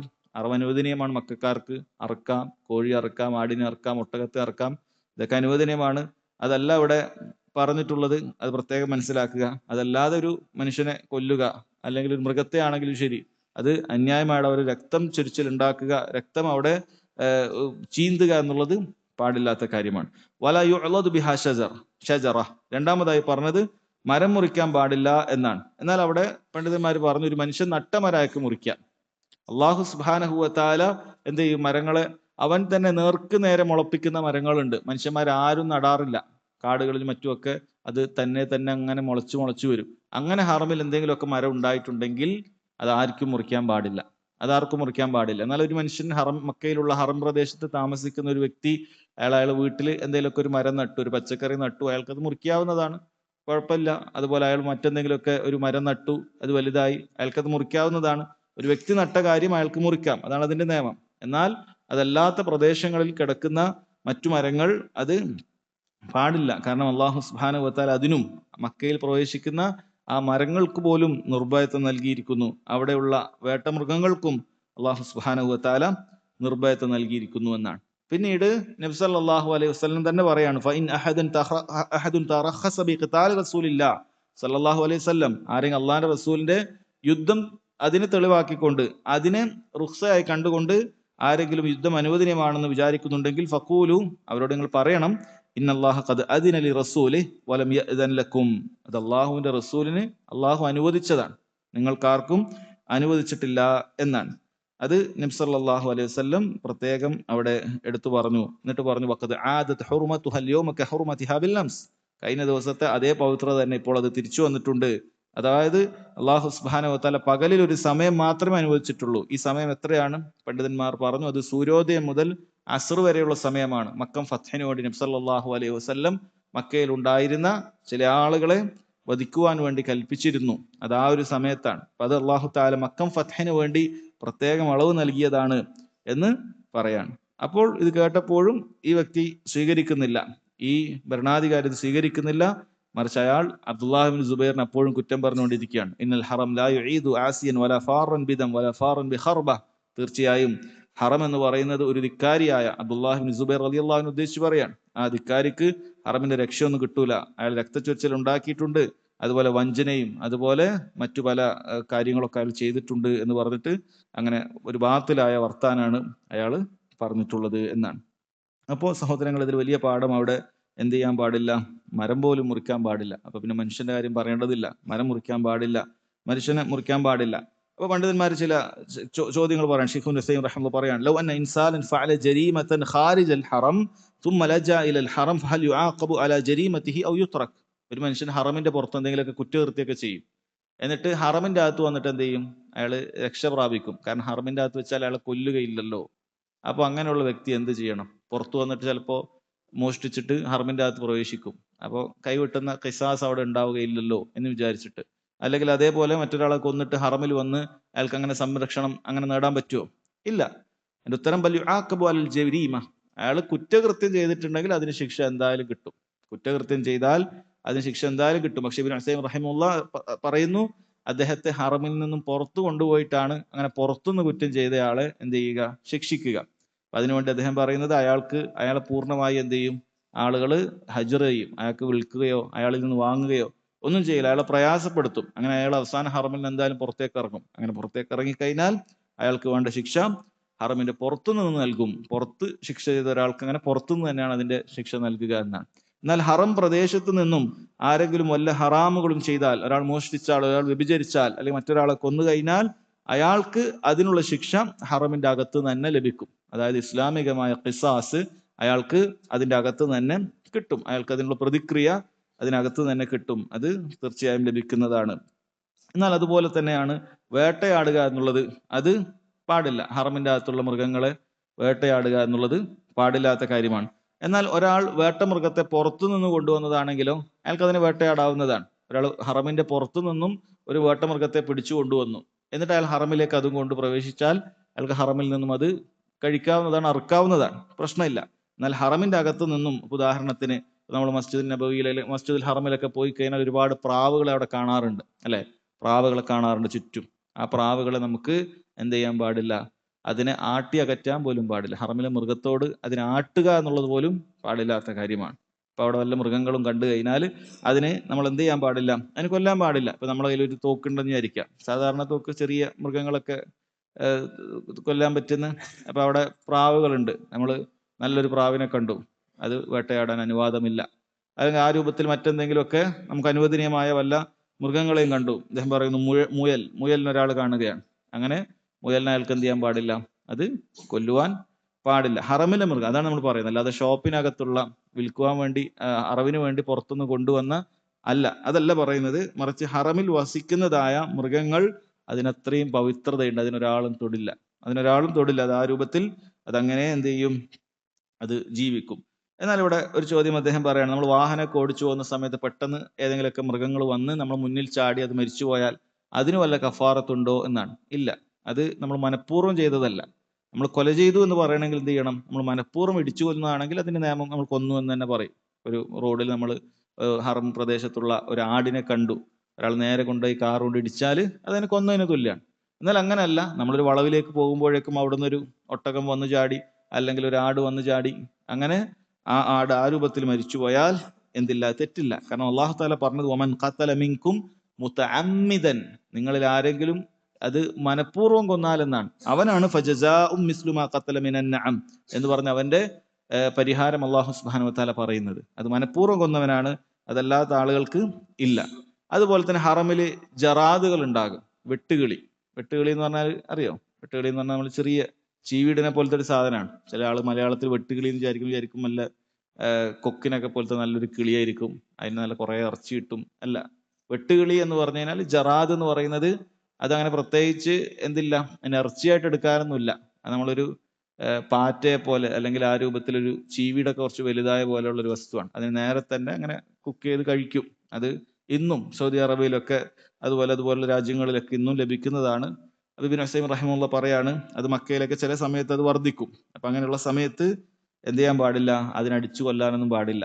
അപ്പൊ അദ്ദേഹം പറയണം, അവിടെ ചെറിയ കുട്ടികളൊക്കെ അങ്ങനെ ചെയ്യുന്ന കാണലുണ്ട്. അവർക്കൊരു രസമാണ്. ഈ ജറാദിന് എന്താ, ഒരുപാട് ജറാദുകൾ ഉണ്ടാവും, വെട്ടുകൾ കുറെ ഉണ്ടാവും, ഒരുമിച്ചാണ് ഉണ്ടാവുക. അപ്പൊ അതിനടിച്ചു കൊന്ന് അങ്ങനെ വെറുതെ തമാശക്ക് കഴിക്കാനും കൂടിയല്ല, അത് അനുവദനീയമല്ല എന്നാണ്, അവർ തടയപ്പെടണം എന്നാണ് അദ്ദേഹം പറയുന്നത്. അപ്പൊ ഹറമിൽ പോകുന്ന ആളുകൾ പ്രത്യേകം ശ്രദ്ധിക്കുക. എന്തെങ്കിലുമൊക്കെ മൃഗങ്ങള്, അത് ജീവികള്, അതൊക്കെ നമ്മൾ ശ്രദ്ധിക്കുക. അതിനെ കൊല്ലാൻ പാടില്ല. കൊല്ലാൻ പറ്റുന്നത് ഇൻഷാ അല്ലാഹ് അദ്ദേഹം അടുത്ത അധ്യായത്തിൽ പറയുന്നുണ്ട്. സാധാരണഗതിയിൽ നമുക്ക് അതിനെ കൊല്ലാൻ പാടില്ല എന്നാണ് മനസ്സിലാക്കേണ്ടത്. ഈ വിഷയവുമായി ബന്ധപ്പെട്ട ഒരു ഹദീസും കൂടി അദ്ദേഹം കൊടുത്തിട്ടുണ്ട്.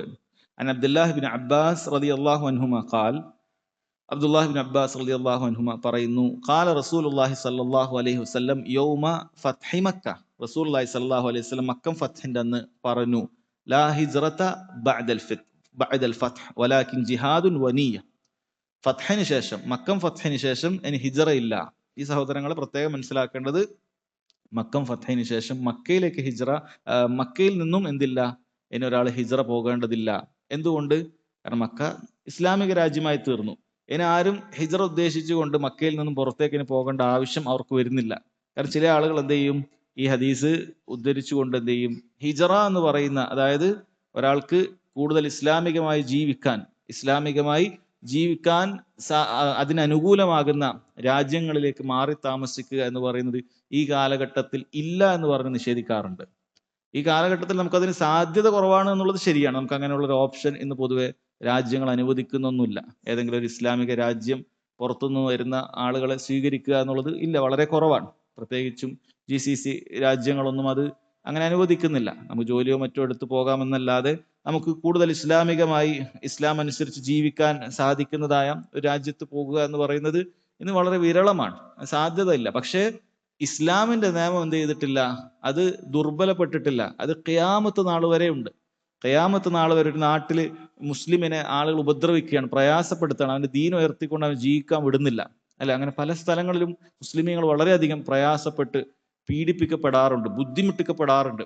ആ സാഹചര്യത്തിൽ അള്ളാഹു സുബ്ഹാനഹു വ തആല അവന് നൽകിയിട്ടുള്ള വലിയൊരു ആശ്വാസമാണ്, അള്ളാഹു സുബ്ഹാനഹു വ തആല പ്രോത്സാഹിപ്പിച്ചിട്ടുള്ള കാര്യമാണ്, ഇങ്ങനെ പ്രയാസം സഹിച്ച് ഈ നാട്ടിൽ ജീവിക്കേണ്ട കാര്യമില്ല. മറിച്ച് നീ നിന്റെ ദീനാണ് നിനക്ക് ഏറ്റവും പ്രാധാന്യം. അല്ല നീ ഇവിടെ ജനിച്ചു എന്നുള്ളത് കൊണ്ട്, അല്ലെങ്കിൽ ഇവിടെയാണ് നിന്റെ എല്ലാ സ്വത്തുള്ളത് എന്നുകൊണ്ട് നീ നിന്റെ ദീൻ ഒഴിവാക്കിയിട്ട് ഇവിടെ നിൽക്കലല്ല. മറിച്ച് ദീനാണ് നിനക്ക് അതിന് ഉയർത്തിപ്പിടിക്കേണ്ടത്. നാളെ റബ്ബ് സുബ്ഹാനഹു വ തആലയുടെ മുന്നിലേക്ക് ഈ ദീനും കൊണ്ടാണ് നിനക്ക് ചെല്ലാനുള്ളത്. അത് നീ പാഴാക്കി കളയാൻ പാടില്ല. ഇതൊക്കെ ദുന്യവിയായ കാര്യങ്ങളാണ്. അതുകൊണ്ട് അതിനെ ഉപേക്ഷിച്ചേക്കുക. എന്നിട്ട് കൂടുതൽ ഇസ്ലാമികമായി ജീവിക്കാൻ പറ്റുന്ന രാജ്യത്തേക്ക് മാറി താമസിക്കുക. ഇതിനാണ് ഹിജ്റ എന്ന് പറയുന്നത്. ബുദ്ധിയുള്ള ആർക്കും ഇതിന്റെ വസ്തുതയും അതുപോലെ തന്നെ ഇതിന്റെ ആവശ്യകതയും മനസ്സിലാക്കാൻ സാധിക്കുന്നതാണ്. പക്ഷെ ചില ആളുകൾ ഹിജ്റ എന്ന് പറഞ്ഞത് വലിയ എന്തോ ഒരു ഭീകരവാദം പോലെയൊക്കെ ചിത്രീകരിക്കും. എന്നാൽ ആളുകൾ ഏറ്റവും കൂടുതൽ ഇവിടുന്ന് ഹിജ്റ ചെയ്യുന്നത് ആരാണ്? മുസ്ലിമീങ്ങളല്ല. ചരിത്രം എടുത്തു നോക്കിയാൽ, ഹിസ്റ്ററി അതിന്റെ നമ്മൾ എടുത്തു നോക്കിയാൽ, ഇവിടുന്ന് കഴിഞ്ഞ വർഷങ്ങളിൽ ഇവിടുത്തെ ജീവിക്കാനുള്ള സാധ്യത വളരെയധികം കുറഞ്ഞതുകൊണ്ട് ഒരുപാട് മുസ്ലിമീങ്ങളല്ലാത്ത ആളുകളാണ് യൂറോപ്യൻ രാജ്യങ്ങളിലേക്കും കാനഡയിലേക്കും മറ്റുമൊക്കെ ഹിജ്റ നടത്തിക്കൊണ്ടേയിരിക്കുന്നത്. അവരുടെ ഹിജ്റ ഇല ദുനിയാവ് ഉദ്ദേശിച്ചുകൊണ്ടാണ്. ഇവിടെ ഭയങ്കരമായ പ്രയാസങ്ങളൊക്കെ, കച്ചവടമൊക്കെ ചെയ്യാൻ പ്രയാസമായപ്പോൾ അവർ ദുനിയാവ് ഉദ്ദേശിച്ചുകൊണ്ട് മറ്റു രാജ്യങ്ങളിലേക്ക് ഹിജറ ചെയ്യുന്നു. എന്നാൽ ഒരു മുസ്ലിം അവന് ദുനിയാവിന് വേണ്ടിയിട്ടല്ല ഹിജറ ചെയ്യുന്നത്, അവന്റെ ദീൻ ഉയർത്തിപ്പിടിക്കുന്നതിന് വേണ്ടിയിട്ടാണ്. അത് അല്ലാഹു സുബ്ഹാനഹു വ തആല ഖിയാമത്ത് നാൾ വരെ ബാക്കിയാക്കിയിട്ടുള്ള വലിയ പുണ്യകർമ്മമായി പഠിപ്പിച്ചിട്ടുള്ള, അങ്ങനെ ചെയ്തു കഴിഞ്ഞാൽ കഴിഞ്ഞുപോയ പാപങ്ങളെല്ലാം അല്ലാഹു തആല ഹജ്ജ് കഴിഞ്ഞ് മടങ്ങുന്നത് പോലെ പുറത്തു തരുമെന്ന് പ്രോത്സാഹിപ്പിച്ചിട്ടുള്ള കാര്യമാണ്. അത് ബാക്കിയുണ്ട്. ഈ ഹദീസിൽ പറഞ്ഞത് ലാ ഹിജ്റത ബഅദൽ ഫത്ഹ്, മക്കം ഫത്തഹിന് ശേഷം ഇനി മക്കത്ത് നിന്ന് ആരും ഹിജറ പോകേണ്ടതില്ല. എല്ലാവരും മദീനത്ത് ഇങ്ങനെ പോയിക്കൊണ്ടിരിക്കുകയായിരുന്നു. കാരണം മദീനയാണ് ഇസ്ലാമിക രാജ്യം. ഇനി അതിന്റെ ആവശ്യമില്ല. മക്ക ഇസ്ലാമിക രാജ്യമായിട്ടുണ്ട്. വലാക്കിൻ ജിഹാദുൻ വനിയ, ഇനി യുദ്ധവും അതുപോലെ നീയത്തുമുണ്ട്. വഇദുസ്തുൻഫിർതും ഫൻഫിറു, നിങ്ങളോട് യുദ്ധത്തിന് പുറപ്പെടാൻ ആവശ്യപ്പെട്ടാൽ നിങ്ങൾ അങ്ങനെ പുറപ്പെട്ടോളൂ. മക്കയിൽ നിന്നും യുദ്ധത്തിന് പുറപ്പെട്ടോളൂ, ജിഹാദിന് വേണ്ടി പുറപ്പെട്ടോളൂ. അതല്ലാതെ നിങ്ങൾ ഇനി ഹിജറ ചെയ്യാൻ വേണ്ടി പുറപ്പെടേണ്ടതില്ല. ഇസ്ലാമിക ഭരണാധികാരി വരും, നമുക്ക് യുദ്ധം ചെയ്യാൻ പോകാം എന്ന് പറഞ്ഞാൽ അങ്ങനെ പോയിക്കോളൂ, അതല്ലാതെ പോകേണ്ടതില്ല എന്ന് നബി സല്ലല്ലാഹു അലൈഹി വസല്ലം പറഞ്ഞു. ഇബ്നു അബ്ബാസ് റളിയല്ലാഹു അൻഹു പറയാണ്, വഖാല യൗമ ഫത്ഹി മക്ക, പിന്നീട് നബി സല്ലല്ലാഹു അലൈഹി വസല്ലം മക്ക ദിവസം പറഞ്ഞ കാര്യം, ഇന്ന ഹാദൽ ബലദ ഹറമഹുല്ലാഹു യൗമ ഖലഖല്ലാഹു സ്സമാവാതി വൽ അർദ്, തീർച്ചയായും ആകാശഭൂമികളെ പടച്ച അന്ന് തന്നെ അല്ലാഹു സുബ്ഹാനഹു വ തആല മക്കയെ എന്താക്കിയിട്ടുണ്ട്? പവിത്രമായ പ്രദേശമായി അല്ലാഹു സുബ്ഹാനഹു വ തആല അത് തീരുമാനിച്ചിട്ടുണ്ട്. അള്ളാഹുവിന് പവിത്രത നൽകിയിട്ടുണ്ട്. ഫഹുവ ഹറാമുൻ ബിഹുർമത്തില്ലാഹ് ഇലാ യൗമിൽ ഖിയാമ, ഖിയാമത്ത് നാൾ വരെ അള്ളാഹു നൽകിയ പവിത്രത അതിന് ഉണ്ട്, അത് പവിത്രമാണ്. വഇന്നഹു ലം യഹില്ലൽ ഖിതാലു ഫീഹി ലിഅഹദിൻ ഖബ്ലി, നബി സല്ലല്ലാഹു അലൈഹി വസല്ലം മക്ക ഫത്തിന് ഒരു യുദ്ധം നടത്തിയല്ലോ. അപ്പോ അവിടുന്ന് പറയാൻ, എനിക്ക് മുമ്പ് ഇവിടെ ഒരാൾക്കും അള്ളാഹു തആല എന്ത് ചെയ്തിട്ടില്ല? യുദ്ധം അനുവദിച്ചു കൊടുത്തിട്ടില്ല. വല യഹില്ലലി, എനിക്ക് തന്നെ അള്ളാഹു അനുവദിച്ചിട്ടില്ല, ഇല്ല സാഅത മിൻഹാർ, ഈ ഒരൊറ്റ പകല് മാത്രമല്ലാതെ. നമ്മൾ നേരത്തെ പറഞ്ഞു, അത് ഫജ്ർ മുതൽ അസ്ർ വരെയാണ് നബി സല്ലല്ലാഹു അലൈഹി വസല്ലമക്ക് അള്ളാഹു അനുവദിച്ചു കൊടുത്തത്. അത്രേ നൽകിയിട്ടുള്ളൂ. ഫഹുവ ഹറാമുൻ ബിഹുർമത്തില്ല ഇലാ യൗമിൽ ഖിയാമ, ഇനി ഖിയാമത്ത് നാൾ വരെ അത് പവിത്രവുമാണ്. ഇനി അത് ഖിയാമത്ത് നാൾ വരെ പവിത്രവുമാണ്. ലാ യുഅളദു ഷൗഖു, അതുകൊണ്ട് തന്നെ അതിലൊരു കൊമ്പ് നിങ്ങളിനി മുറിക്കാൻ പാടില്ല, ഒരു മരവും മുറിക്കാൻ പാടില്ല. വലാ യുനഫറു സൈദു, അതിലൊരു വേട്ടമൃഗത്തെ ആട്ടി അകറ്റാൻ പോലും പാടില്ല, ആട്ടി ഓടിക്കാൻ പോലും പാടില്ല. വലാ യൽതഖിതു ലുഖതഹു ഇല്ലാ മൻ അറഫഹ, നിങ്ങൾക്ക് എന്തെങ്കിലുമൊക്കെ വഴിയിൽ നിന്നും സാധനം കിട്ടിക്കഴിഞ്ഞാൽ അത് പരസ്യപ്പെടുത്തുന്നവനല്ലാതെ അത് എടുക്കാൻ പാടില്ല. അല്ലെ, നമ്മൾ വഴിയിൽ നിന്നൊരു സാധനം ലുഖത്തകൾ കിട്ടിയാൽ അതിന്റെ ഹുക്കം എന്താണ്?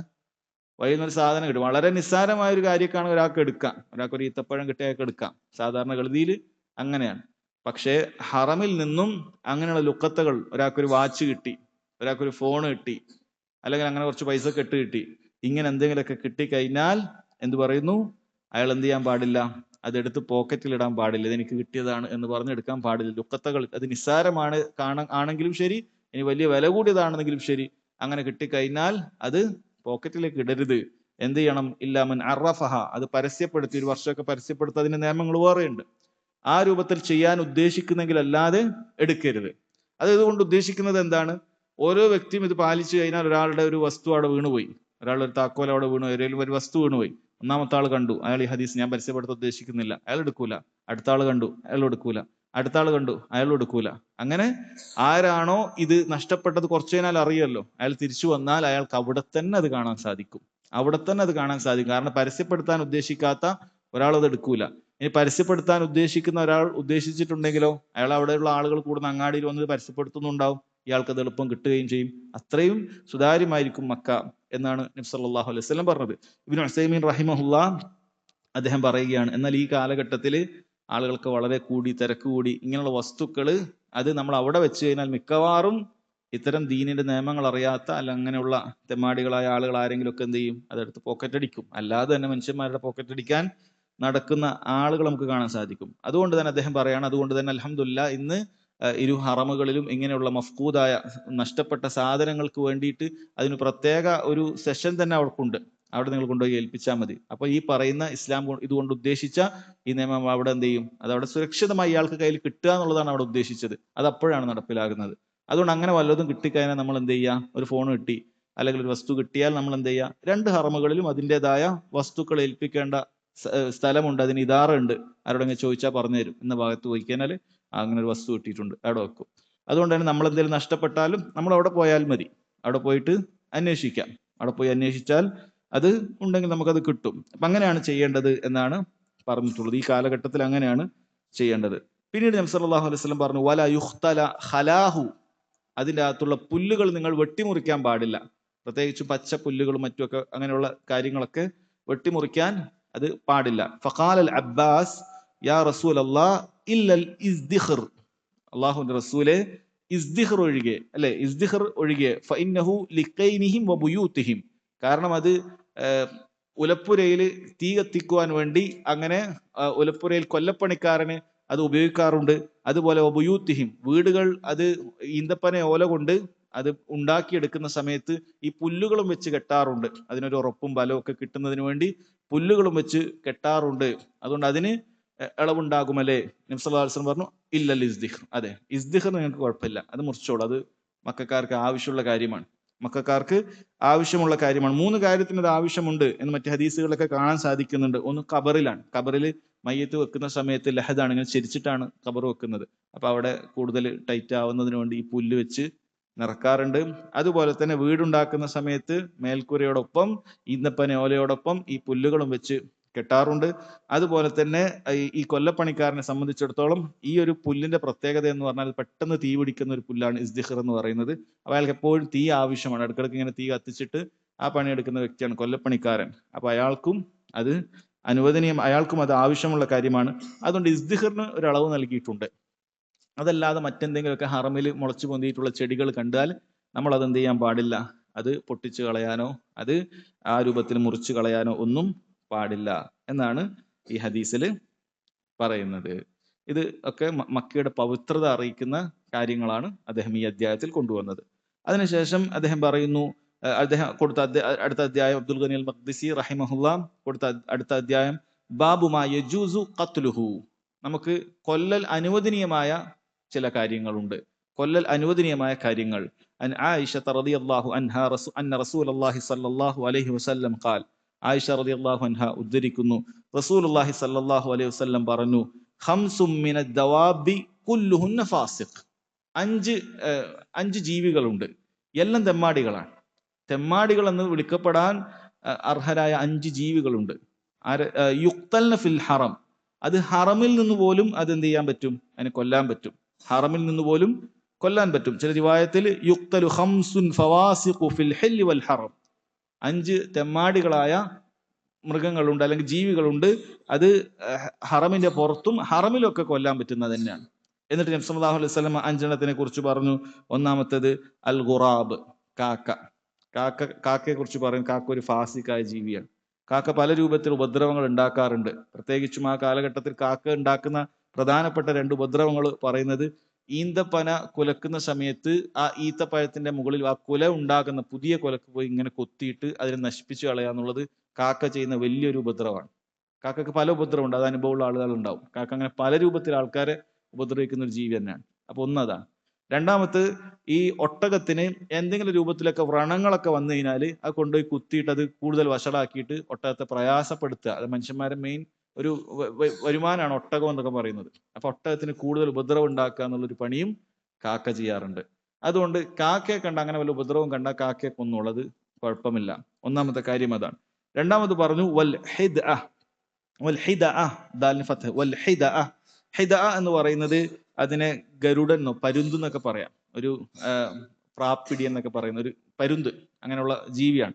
അപ്പൊ അതിന്റെ ഒരു പ്രത്യേകത എന്താണെന്ന് വെച്ചാൽ ഇബ്നു ഉസൈമീൻ റഹിമഹുല്ലാഹ് അതിനെ കുറിച്ച് പറയുകയാണ്, അതിന് ഇറച്ചിയും അതുപോലെ തന്നെ സ്വർണ്ണമൊക്കെ വലിയ ഇഷ്ടമുള്ളൊരു ജീവിയാണത്, ഈ പ്രാപ്പിടിയനും പരുന്തൊക്കെ. അത് എത്രത്തോളം എന്ന് പറഞ്ഞാൽ ചെറിയ കുട്ടികളെ വരെ അതിന് പിടിച്ചു കൊണ്ടുപോകാൻ പറ്റുന്നതാണ്. അല്ലെ, നമ്മൾ എന്നതാ പറയല്, ഗരുഡൻ തന്നെയല്ലേ, ഗരുഡനാണ്. അത് ചെറിയ കുട്ടികൾ, ഇപ്പൊ ചെറിയ കുട്ടി ഉണ്ടെങ്കിൽ അതിനെ എടുത്തു കൊണ്ടുപോകാൻ നിങ്ങൾ ചിലപ്പോൾ അതിന്റെ കണ്ടിട്ടുണ്ടാകും. ഒരു ചെറിയൊരു മൃഗത്തെയൊക്കെ എടുത്തു കൊണ്ടുപോകാൻ മാത്രം കഴിവുള്ള ഒരു മൃഗമാണത്.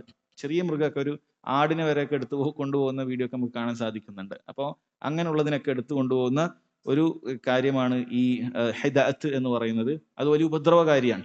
അപ്പൊ അതിനെന്ത് ചെയ്യാം, അതിനെയും കൊല്ലൽ അനുവാദം നൽകിയിട്ടുണ്ട്. മൂന്നാമത് പറഞ്ഞത് വൽ അഖ്റബ്. അഖ്റബ് എന്ന് പറയുന്നത് തേളാണ്. തേള് സഹോദരങ്ങൾ നമുക്കറിയാം, അത് വലിയ പ്രയാസം ഉണ്ടാക്കുന്നതാണ്. അതിന് വിഷമുണ്ട്, മനുഷ്യന് നല്ല വേദന ഉണ്ടാകും. അതുപോലെ വിഷവും ശരീരത്തിലേക്ക് പ്രവേശിക്കും. അതിനെ നമ്മൾ വീട്ടിലോ മറ്റോ ഒക്കെ കണ്ടിട്ടുണ്ടെങ്കിൽ അതിനെ കൊന്ന് കളയാവുന്നതാണ്. നിസ്കാരത്തിൽ പോലും കൊല്ലാൻ അനുവാദമുള്ള ഒരു ജീവിയാണ് തേളെന്ന് പറയുന്നത്. നിസ്കാരം മുറിക്കേണ്ടതില്ല. തേളിനെ കണ്ടാൽ 2 അടി അടിച്ച് കൊന്നിട്ട് നിസ്കാരം കണ്ടിന്യൂ ചെയ്യാം, സലാം വീട്ടേണ്ടതില്ല, അങ്ങനെ തന്നെ തുടരാം. ആ രൂപത്തിൽ പ്രയാസം ഉണ്ടാക്കുന്ന ഒരു ജീവിയാണ് അഖ്റബ് എന്ന് പറയുന്നത്.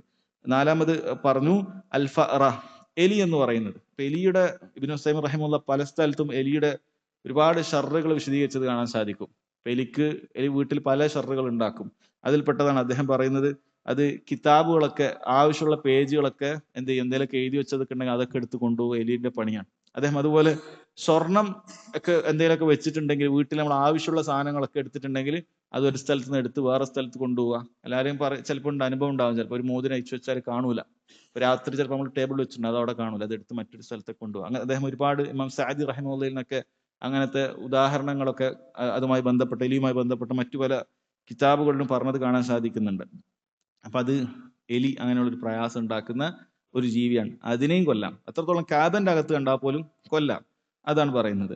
5-മത്തത് വൽകൽബുൽ അഖൂർ, നായ എന്ന് നിരുപാധികല്ല, ഉപദ്രവകാരിയായ നായ. കാരണം അദ്ദേഹം പറയുന്ന നായ 2 രൂപത്തിലുണ്ട്. പാവ നായകളുണ്ട്, ആരും ഒന്നും ചെയ്യാത്ത, അങ്ങനെ അടങ്ങി ഒതുങ്ങി ജീവിക്കുന്ന നായകൾ ഉണ്ടാകും. അതിന് നമ്മളൊന്നും ചെയ്യേണ്ടതില്ല, പക്ഷെ ചില നായ്ക്കൾ മനുഷ്യരെ ഉപദ്രവിക്കുക, ആക്രമിക്കുക, അല്ലെ, ആളുകൾക്ക് പ്രയാസം ഉണ്ടാക്കുക, ഈ രൂപത്തിലൊക്കെ ഉണ്ട് എങ്കിൽ അതിനെ ഹറമിലും അനുവദനീയമാണ്, പുറത്തും അനുവദനീയമാണ്. നമ്മുടെ നാട്ടിലാകുമ്പോൾ അതിന്റെ നിയമവശങ്ങൾ നോക്കിയിട്ട് നമ്മൾ ചെയ്യുക, അത് മാത്രം. അതല്ലാതെ നമ്മൾ അതിൽ കൂടുതലൊന്നും പറയുന്നില്ല. എന്നാൽ അതല്ലാത്ത സ്ഥലത്ത് ബുദ്ധിയുള്ള ആളുകൾ ജീവിക്കുന്നിടയിൽ അങ്ങനെയുള്ള മൃഗങ്ങളുണ്ട് എങ്കിൽ അതിനെ കൊല്ലുക എന്നുള്ളതാണ് മനുഷ്യന് ഏറ്റവും ഉപകാരം എന്നുള്ളത് നമ്മൾ എന്ത് ചെയ്യുക, മനസ്സിലാക്കുക. ഇതിനോട് തന്നെ നമുക്ക് വന്നിട്ടുള്ള കാര്യമാണ് പല്ലി, അത് കൊല്ലുവാൻ അനുവാദം വന്നിട്ടുള്ളതാണ്. പാമ്പ്, അത് അനുവാദം വന്നിട്ടുള്ള കാര്യമാണ്. ഇബ്നു ഉസൈമീൻ റഹിമഹുല്ലാഹ് ഈ പറയുന്ന മൃഗങ്ങളെല്ലാം അതിന്റെ എല്ലാം കാരണങ്ങളും അതിന്റെ ഹിക്മത്തുകളും എടുത്തുകൊണ്ട് പൊതുവായ ഒരു ഖായിദ പറയാണ്, അന്ന കുല്ല മുഅ്ദിൻ ഫഇന്നഹു മഅ്മൂറുൻ ബിഖത്ലിഹി സവാഉൻ ഫിൽ ഹില്ലി ഔ ഫിൽ ഹറം വലാ യദ്ഖുലു ഫിസ് സൈദി ലിഅന്ന സൈദ ഫീഹി മൻഫഅത്തുൻ വയുക്കൽ. നമ്മൾ എന്തെല്ലാം ഉപദ്രവം ഉണ്ടാക്കുന്ന, മനുഷ്യന് ഉപദ്രവം ഉണ്ടാക്കുന്ന മൃഗങ്ങൾ, ജീവികളുണ്ടോ അതിനെല്ലാം എന്ത് ചെയ്യാം, നമുക്ക് കൊല്ലൽ അനുവദനീയമാണ്. എന്നാൽ അത് ഒരിക്കലും എന്തിൽ പെടുന്നില്ല, അത് വേട്ടയിൽ പെടുന്നില്ല. കാരണം വേട്ട എന്ന് പറയുന്നത് നമ്മൾ ഉപകാരത്തിന് കഴിക്കാൻ വേണ്ടിയൊക്കെ ഉപയോഗിക്കുന്നതാണ്, ആട്, മാട്, ഒട്ടകമൊക്കെ, അല്ലെങ്കിൽ ആ രൂപത്തിൽ മാനും മറ്റുമൊക്കെ. അതിലൊന്നും ഇത് പെടുന്നില്ല എന്നാണ് എന്ത് ചെയ്തിട്ടുള്ളത്, ഇബ്നു ഉസൈമീൻ റഹിമഹുല്ലാഹ് ഒരു ഖായിദയായി പറയുന്നത്. അത് പ്രത്യേകം ശ്രദ്ധിക്കുക. അതിനുശേഷം അടുത്ത അധ്യായം ബാബു ദുഖൂലി മക്ക വഗൈരി, ബാബു ദുഖൂലി മക്ക വഗൈരി, മക്കയിലേക്ക് പ്രവേശിക്കുമ്പോൾ അതുമായി ബന്ധപ്പെട്ട ചില കാര്യങ്ങളാണ് ഇതിൽ പറയുന്നത്. മക്കയിലേക്ക് പ്രവേശിക്കുമ്പോഴുള്ള ചില കാര്യങ്ങൾ, അതിൽ കൊടുത്ത ഹദീസുകൾ. 1-മത്തേത് അൻ അനസ് ബിൻ മാലിക് റളിയല്ലാഹു അൻഹു അന്ന റസൂലുള്ളാഹി സ്വല്ലല്ലാഹു അലൈഹി വസല്ലം ദഖല മക്കത ആമൽ ഫത്ഹ്, നബി സല്ലല്ലാഹു അലൈഹി വസല്ലം ആമൽ ഫത്ഹ്, അതായത് മക്ക വിജയമുള്ള ആ ഒരു വർഷം മക്കയിലേക്ക് പ്രവേശിച്ചു. ഹജ്ജിന്റെ സമയമല്ല, മക്കയിലേക്ക് പ്രവേശിച്ചു. വഅല റഅസിഹി അൽ മിഗ്ഫർ, നബി സല്ലല്ലാഹു അലൈഹി വസല്ലമയുടെ തലയിൽ മിഗ്ഫർ ഉണ്ട്, അഥവാ ശിരോകവചമുണ്ട്, അഥവാ പടത്തുപ്പിയുണ്ട്. തലയിൽ ധരിക്കുന്ന കവചത്തിനാണ് ഇരുമ്പ് കൊണ്ടോ മറ്റു ലോഹം കൊണ്ടോ ഉണ്ടാക്കുന്നതിനാണ് മിഗ്ഫർ എന്ന് പറയുന്നത്. യുദ്ധത്തിൽ അമ്പേൽക്കാതിരിക്കാനൊക്കെ, അല്ലെങ്കിൽ അമ്പേറ്റാൽ അത് തലയിൽ തറക്കാതിരിക്കാനൊക്കെ ധരിക്കുന്നതാണ്. നബി സല്ലല്ലാഹു അലൈഹി വസല്ലം അങ്ങനെ ധരിച്ചത് പണ്ഡിതന്മാർ ഒരുപാട് ഫായിദകൾ പറയുന്നുണ്ട്. ഇമാമുൽ മുതവക്കിലീനാണ് അള്ളാഹുവിന്റെ റസൂൽ സല്ലല്ലാഹു അലൈഹി വസല്ലം. ഭരമേൽപ്പിക്കുന്ന ആളുകളുടെ കൂട്ടത്തിൽ ഏറ്റവും മുൻപന്തിയിലുള്ള ഇമാമാണ്. പക്ഷെ അദ്ദേഹം എന്ത് ചെയ്തിട്ടില്ല, അവിടുന്ന് ഒരു സബബ് സ്വീകരിക്കുക എന്നുള്ള കാര്യം എന്ത് ചെയ്തിട്ടില്ല, അത് മാറി നിന്നിട്ടില്ല. സബബുകൾ, നമ്മളൊരു കാരണം, ഒരു വഴിയിലേക്ക്, വിജയത്തിലേക്ക് എത്താൻ, അല്ലെങ്കിൽ ഒരു പരാജയത്തിൽ നിന്ന് രക്ഷപ്പെടാൻ ഒരു കാരണം നമ്മൾ സ്വീകരിക്കണമെങ്കിൽ അത് തവക്കുലിനെതിരല്ല, നബി സല്ലല്ലാഹു അലൈഹി വസല്ലം മിഗ്ഫർ യുദ്ധത്തിൽ ഉപയോഗിച്ചിട്ടുണ്ട്. എന്നിട്ട് അത് ഉപയോഗിച്ചിട്ട് അവിടെ പ്രവേശിക്കുകയാണ്.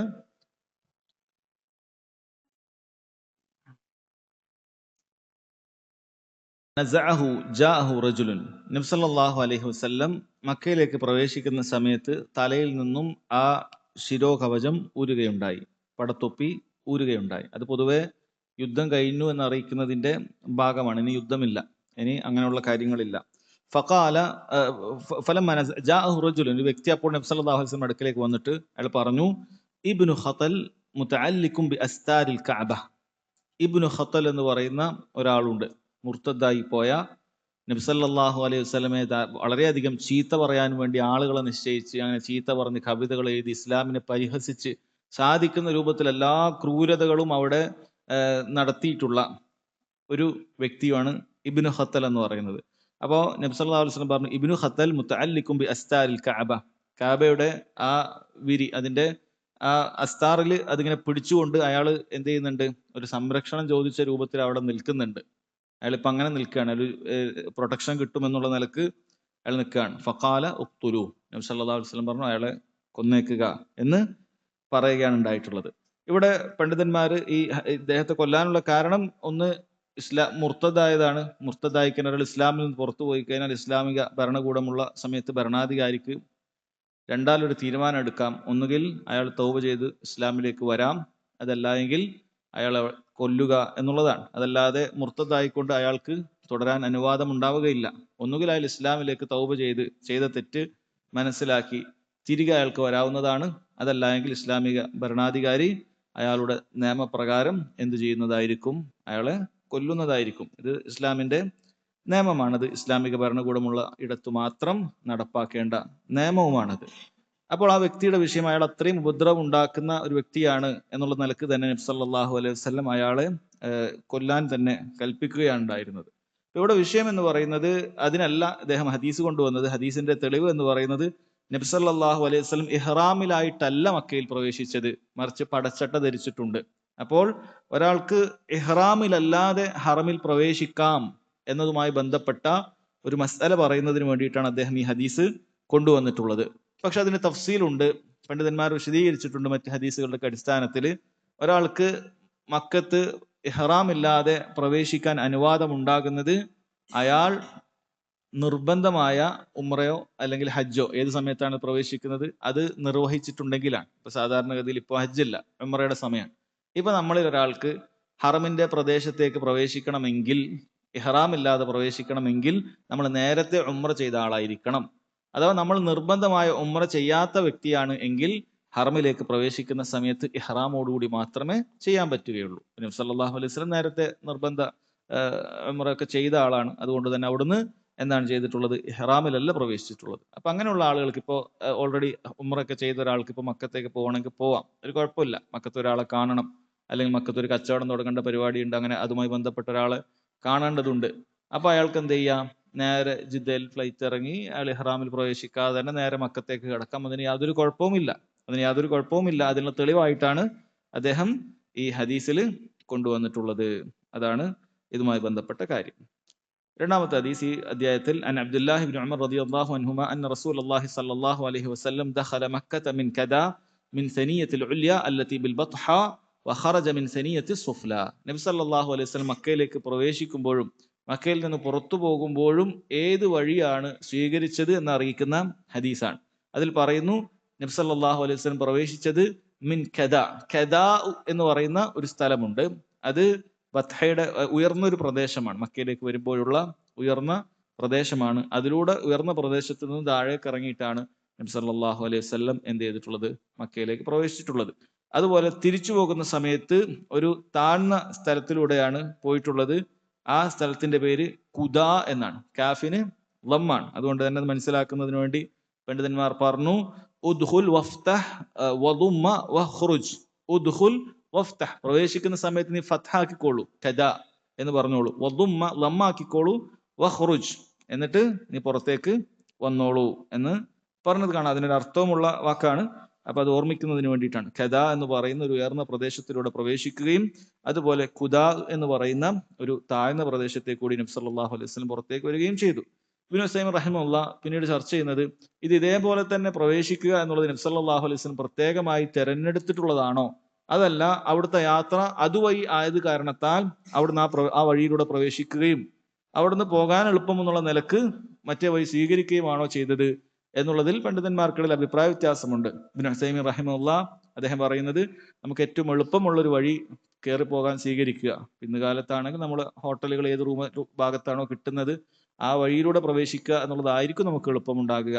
അതുപോലെ നമുക്ക് തിരിച്ച് ചിലപ്പോൾ നമ്മൾ ബസ്സുകളോ അല്ലെങ്കിൽ വാഹനങ്ങളൊക്കെ വരുന്ന ഒരു ഭാഗം ഉണ്ടാവും, എവിടെയാണോ ആ ഭാഗത്തേക്ക് കൂടി പുറത്തു പോകുക. അങ്ങനെ എളുപ്പമുള്ളത് നോക്കുക എന്നുള്ളത് ചെയ്താൽ മതിയാകുന്നതാണ്. അതാണ് കൂടുതൽ ശരിയായത് എന്നാണ് ഇബ്നു ഉസൈമീൻ റഹിമഹുല്ലാഹ് പറയുന്നത്. വല്ലാഹു അഅലം. ഇതാണ് അതുമായി ബന്ധപ്പെട്ട കാര്യം.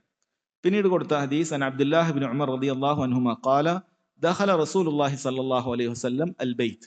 റസൂലുള്ളാഹി സ്വല്ലല്ലാഹു അലൈഹി വസല്ലം ബൈത്തിൽ അഥവാ കഅബയുടെ അകത്തേക്ക് പ്രവേശിച്ചു. വ ഉസാമത്തു ബിൻ സെയ്ദ് വ ബിലാലുൻ വ ഉസ്മാൻ ഇബ്നു ത്വൽഹ. ഒപ്പം ഉസാമത്ത് ബിൻ സെയ്ദ് ഉണ്ട്. നബി സല്ലല്ലാഹു അലൈഹി വസല്ലം വാഹന പുറത്ത് തന്നെ സഞ്ചരിച്ച സ്വഹാബിയാണ് റളിയല്ലാഹു അൻഹു.